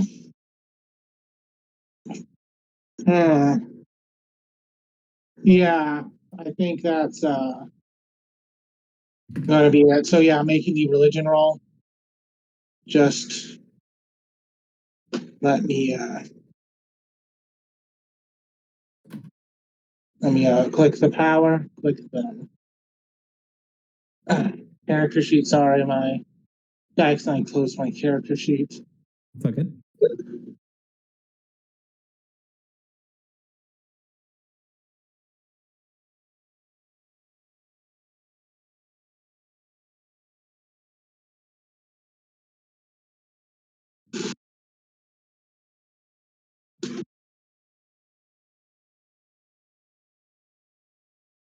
Um, 21.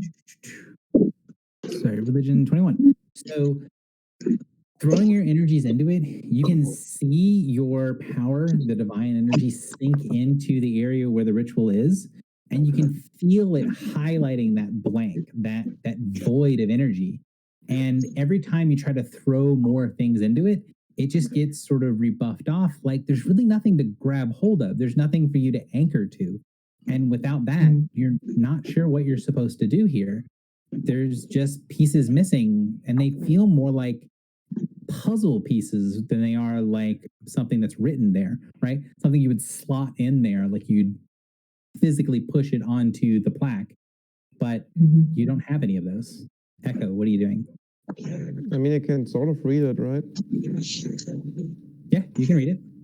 Ooh, that's a good idea. I mean, try that. Like, my hypothesis is that there are just a bunch of names missing there, and we might just have to say our own names. So the interior of it talks about two places being the same, this being one place connected to another, bound 3 by 3. There's a bunch of repetition on here, but you don't see any names that are written on the interior of the circle. You're not sure what that chunk is that's missing because it seems to be in the middle of a bunch of other things. So you'll be a phrase, and then there's that block that's missing, and then a phrase, and then the block that's missing. But it says a lot of things that you would expect to find on a magical portal. Like if you saw someone that was creating a teleport circle, you'd expect it to kind of look like this. Not in this language, but there's still obvious pieces that are missing. Right. I mean, can we just copy the scroll on the chair? Sure, you're going to get the scroll? Yeah, and like compare it. Okay, so that's going to take a little bit of time. So Echo goes and grabs the scroll, brings it back. Margot, what are you doing? I have a cool idea. She's going to touch it, one of the blanks, and she is going to use some of her own, I guess not life because she's dead, but death, whatever she has in her with essence of death, to siphon some of herself into the wall. See if that magic she's able, and allegedly a check to go with it. Try to put some of her own necromantic shadowy self into that to see if that would break the boundary. All right. Or help with it. Do you want to give me a check that goes with it? Yeah, would an Arcana check work? Arcana, it makes the most sense. You could Okay. also do a heal check if you wanted to. A heal. I'll go with Arcana. Would the +2 to checks with specifically necromancy or shadowmancy apply, or No. cool? Just making sure. So yeah, I'll go with Arcana. 15. It's not great. So pushing your energies into the wall, it does sink in, and you get the sensation that that's kind of what this is trying to do. It's trying to connect with some sort of life force. And when you feel your energy go through that voided area, you sense it trying to connect, and then it gets dispersed. It gets shunted off. Like you have the right idea, but you're the wrong thing. So it's Okay, so we need some sort of life force, just not yours. Okay. We need somebody's energies, their life force. I would wager somebody more alive should tell the others. Everybody who's in the room take 12 cold damage. It is now the beginning of the round. Bastion. Can I close my suit to take less damage? Does the suit protect you from really cold temperatures? It's sort of a sealed power armor. Hold on, give me a second. I don't remember if it does. I don't think that version of it does. Bastion will try and do what Margot did and said that she needed like someone else with more life to do. Bastion will try and follow their example. Okay. So you press your hand against the thing and you try to send through, say, Bastion's name, try to send through your energy? Yep. So you send in your energy kind of pushing against the ring. Give me a nature check or a heal check. Either would work. Both are the same. So you got a really good roll. So you push through and you feel your energy sink in, and then you see those blank spots on the ring light up a little bit, but they're still blank. And you hear a whispered voice just behind your ear. You are not my knight, but my bearer. And then you feel this fire go down your arm, through your fingers and into the ring. And then you see glowing writing appear in the blanks as a name appears again and again and again. Lachesin. The portal snaps open. That is really cool. All right, everybody in. Yeah. Yeah. Can we short rest beforehand to negate the cold damage, or are we just gonna take new cold damage then? More cold damage. Yeah. Yeah, remember, short rest is 5 minutes. A round is 6 seconds. Oh yeah, right. I forgot. Yeah, that's good. Yeah, 5 minutes in here will probably kill you because it gets stronger and stronger as it goes. So you guys pop back out into the room that you were in before, with the corpses of the parasites kind of all laid around. And yeah, you're back in the main part of the vaults. Is the plan to head back to Hercator? Yeah, hopefully just go there quickly, drop off the body, and then go to the portal. Yeah. So, is that, I'm double checking to make sure if no one has any objections, we're going to go back to Hercator. That sounds good to me. Ross, let know before. So, like, Ross's reservations on Rideau's entire thing with killing somebody to get the price kind of ended when he turned into a super monster and chunked to 3/4 of her HP in less than 10 seconds. So making it back to the kind of river of souls, Hercator is waiting near the edge. He steps out of the mists as you guys approach. He doesn't have mouths, so you can't really see if he's smiling, and his voice sounds exactly the same as it was when you saw him last time. Oh, so you have returned with the payment. Excellent. Indeed I have. He gestures for you to come over next to him. Yeah, she would move over. Where is he on the map? Waters, if you would, please, good madam. She nods and would do just that. Yes, wonderful things, wonderful things. So many things going away from the red and into the black. Well, my good sirs and madams, I believe it is time you should depart. I sense one of you has something of great worth, but not something I'm interested in trading for. He looks towards Bastion. And I will have you know that this facility's defenses and means will no longer be of any threat to you. The ones controlled by your previous friend, of course, but they are dumb brutes. The more discerning guardians, they will also not bother you. It was a pleasure doing business with you. The pleasure was all mine. You're welcome. I don't think we'll meet again, but nice knowing you. Have a good day. Have a good life. Good eternity. And she'll turn to follow the others as well. So he bows to you as you leave, and the last thing you see is that Hercator steps on, standing on top of the water. He puts one of those bony hands above the water and kind of makes a drawing motion up, and you see the corpse of Dalseth float to the surface, and you see his other hand start to make a strange series of symbols, and you see little things being carved into the corpse below him. Ooh. Can I tell what kind of magic that is? Out of It's curiosity. very clearly some sort of necromancy. Okay, cool. Can I roll to see what exactly is being done? Can I tell? That is gonna. I'll let you do the roll. Okay. I would say that it's gonna be a very difficult check. Okay, I get a bonus. It's a knowledge check, but I'll just go ahead and give you the roll because it is a very unlikely I'll manage. Yeah, it's a 30. 30, however, is high enough. So Okay. you can tell he is doing some sort of major divination. So Ooh.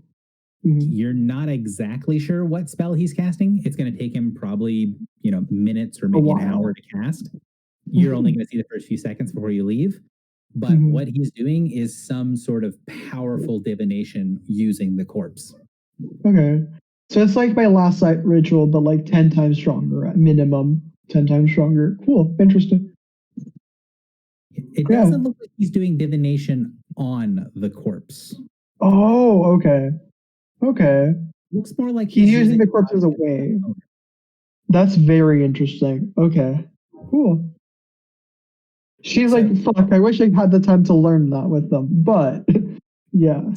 Two different people in the party have, as either part of their deals with the broker or previously been established, a way to know where the portal is. So Bastion, you know where the portal is. You have that as part of your sort of innate knowledge of the facility. And Echo, you also have, through the explanation given you by the golems, you know where the portal room is well. You can just walk there now. And unless something stops you, you're pretty certain you can make it there and not have a really difficult time. Well, there's some tempting things. I mean, I would still like to check out the armory of this place, but we should probably go. Yeah. We need to bring some names back to the Prime. And we should be very wary of the adversary trying to ambush us. So as you make your way through the facility, you can see more signs of combat and fighting, although everything looks like maybe returning to normal is not quite the right phrase, but there's less of the signs of things continuing to get worse here. And you do see, even in this area that was under that strange sort of obscuring veil, that there are golems down here. There are creatures at the facility moving through. And as you make your way to the top of the vaults, you see a group of 3 of those chain golems walk past you. And you can see from the way that they walk that there's some sort of anger within them. Like they're pissed and they're just sort of on patrol coming in. Like they were upset to not be allowed down here. And now that they're here, they're looking for something to destroy. Bypassing them and heading to the facility, going through the areas that you know, you get to an area that looks a little bit more well kept than some of the other places. And as you continue to move through, you can see that there are fewer mechanical creatures and more elemental creatures. There are creatures of earth and water and that are moving through the hallways, elementals that look at you and then go back to what they're doing. Many of them look like archons, like warriors of the elements that do, when they see you, draw weapons or kind of hold themselves up a little bit stronger for a second. And then after they sort of recognize who you are, they kind of give you a nod and go back to what they're doing. Several of them, as you see walking along, you see this strange sort of alteration when they look at you. So where they look like a normal sort of earth elemental, when they look at you and they go to form up weapons, for a second, their body elongates. You see these strange horns rise above them.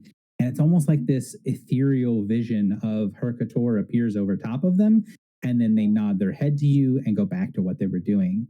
These elementals don't seem to bother you at all and seem to recognize you as part of the facility. As you continue to make your way through this area, the heat gets stronger and stronger. And as you go down into a different part of the facility, where the vaults was cold, where this area is very, very warm. There is a series of tunnels and doors and different places that go to different parts of the facility, but you know where the portal area is. And as you get to the room where the portal is, the arcane energy is being loosed by this boring tunnel from one world to the other becomes overwhelmingly difficult to ignore. As you enter into the room, you can see that there is a large platform with these strange pieces of mechanical engineering that are on top of them, rising up from a pool of lava far below. There are gears and mechanisms and pieces sticking out from the walls, grinding pieces connecting other areas. You can sense that this whole area can be shifted or changed, moved to different places and creating in different areas. You know that this whole facility can have where the portal is going change by the mechanisms and pieces that are around you. You can sense that the gears have been shifted to where you need to go, but you can see many of the gears gathered around are clicking, stuck in the same position, holding the portal open and holding your way home. Around you, there are a bunch of elementals, 3 floating flame skulls and 2 dragons that are prowling on the edge of the platforms, watching as you come close. But as you go through, they don't bother you. They leave you be. You are friends of Hercator, friends at the facility. You've completed your contract and earned your way home. The boar is shining ahead of you. You know as you step through, you will no longer be here, no longer be in the wilds, but be elsewhere. Is there anything you wish to do before you step through? I know Rosalind is practically shaking with excitement, imagining getting home. And she does know that her agreements were specifically granted to her because the other guys want her to get home. So as far as she's concerned, everybody is happy, at least when she is concerned for that. Yeah, Bastion will... Yeah, Bastion doesn't need to do anything here either, so they will head through too. Is there a way to ensure the portal is going to stay open after we pass so we can come back?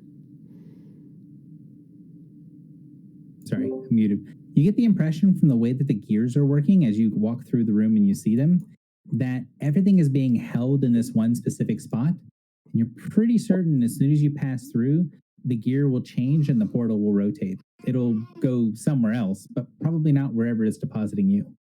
Yeah, but can I block that? You're not sure. You don't really know the mechanisms in this place, but you can try. I will try and then I'll run to the exit. If it means anything, I don't think that's a good idea. Very aware. Yeah. Margot, make sure she's covered up before going through, just in case there's sun on the other side, so she doesn't insta fucking die. Just in case, she puts on like a hood and a scarf. Right, so Echo is gonna stay back and say, just a moment. Eat something. Okay, I'll be we'll right see behind you on the other side. Yeah, Margot steps through. This is probably a really, but I rolled engineering, I suppose. You will roll, but you're not going to know whether you succeed because you can't change the mechanism before you go. So that'll be a check for me. Right. And I've made it. So I'm going to keep going. And if you guys want to stop me, you can stop me. So Echo tries to change the mechanism, trying to maybe hold the door open if where you guys are going is not where you want to be. And then you notice that some of the creatures, the elementals, they are ignoring you to a certain extent, but once you start tinkering with the mechanisms, they start to approach you, and you get the impression that you probably should get out of here if it's just you tinkering with the mechanism and four or five powerful elementals looking at you like you shouldn't be touching things, especially since you're not the person here that's immune to fire.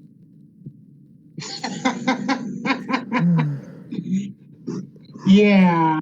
Rosalind is definitely going to go to the portal. Well, Echo sighs and leaves, I guess. Yeah. Hint is given. You guys step through and find yourself in a pleasant glade. For a second there, it's kind of confusing where you are. You look around and ahead of you, there's mist. Behind, mist. To the left and right, mist. There's not really a sun, but it's light and bright here. It's a sunny little glade. There's water running through. There's a path that you're standing on that goes forward. A piece of alabaster with with gold engraved into it. You're not sure if it's pure gold or what, but these lines look old, worn. On the where you step out of, there is an open portal. And as you guys kind of get your bearings, it slowly starts to shut behind you. Ahead of you, you see that the pathway goes on for about 60 feet. And then on the other end of the pathway, there's another ring of gold or alabaster. And inside of that, a ring of alabaster.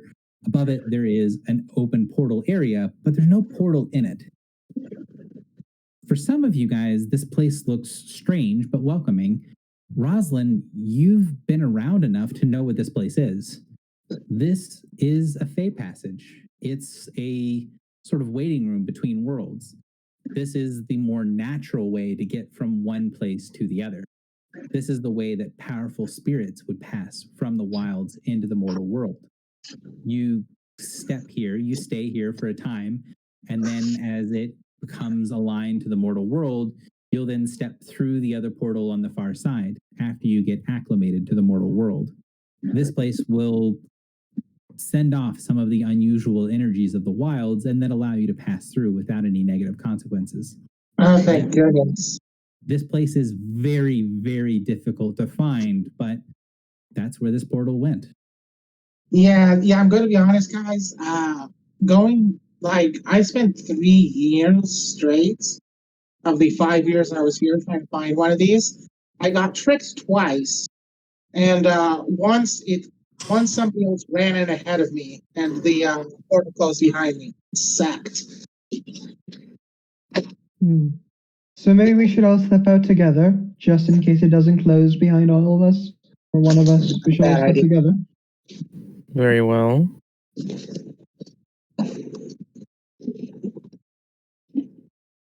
So you guys get here, the portal slowly fades away behind you. It doesn't close like a normal portal. Rather, it just seems to dissipate. Again, that feeling of mist or fog in the sun. It slowly fades away. As you guys step into it, you see plants start to grow. There are trees on either side that very rapidly grow and bear fruit. The areas around the waterway that goes underneath the bridge of the pathway swells up slightly, and you see small little clay cups appear at the base. You know this place is designed to be welcoming. This is a place for travelers. That's what it's designed to do. And while you might spend a little bit of time here, it should be a pleasant place to relax. You can take an extended rest here. out of game, this is where your characters will take the time to level Okay. 9. Nice. I figured there'd be at least one more encounter. All right. I was saving my action points. Oh well. Exciting. I mean, we Then I already still know have what power is going to be. 40 It's gonna be minutes fun. left. Is that enough, or should we cut off the session here? We're going to cut out the session here, but I did have one last little thing that I wanted to do. So you did say long rest, right? Yes, long rest. So long rest, you guys will level up to level 9 for the final session, or for the kind of final encounter or final session. The next encounter, well, the next session shouldn't be the entire 4 hours either. We're going to be ending about 30 minutes early today as well. But as you guys take your extended rest, as you relax here in the glade, Rosalind continues to tell stories about things that she remembers from, hey, I tried to find this place before. These are things that I did in the wilds. But then pieces start to fall apart. Rosalind, as she's talking, can't remember the names of certain things, and it doesn't matter very much. But then there was this time that, well, And then I don't quite remember. it was like they were twins, or were they just siblings? Or just two? Who? Rosalind, you feel like something is missing. Like you're fading. Your memory of before is becoming much clearer. You remember being a child very well. You remember all the times up to your coming of age. You remember the struggle from your older sister. You remember everything very clearly as if it just happened.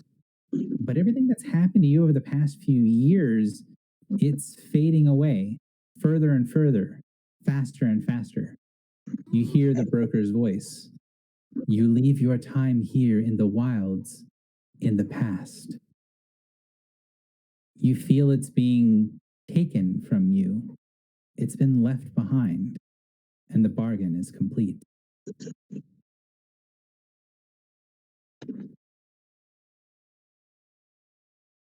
I'm sorry. When was a past mentioned? I honestly don't remember this. Was that in the? When we were talking, so in DMs. Yeah, that's what I was asking. In the DMs, like I might have definitely did. It's been a while. Yeah, that's fine. So that's the deal. You leave your time in the wilds and your path, and in return, I will grant you the ability to see your way to your future with your family. Oh. Oh my gosh. Yeah, she did not get that. She was. That's cute, clever. That's really cool. So she suddenly. So I'm gonna look around and say, huh? Who are you guys?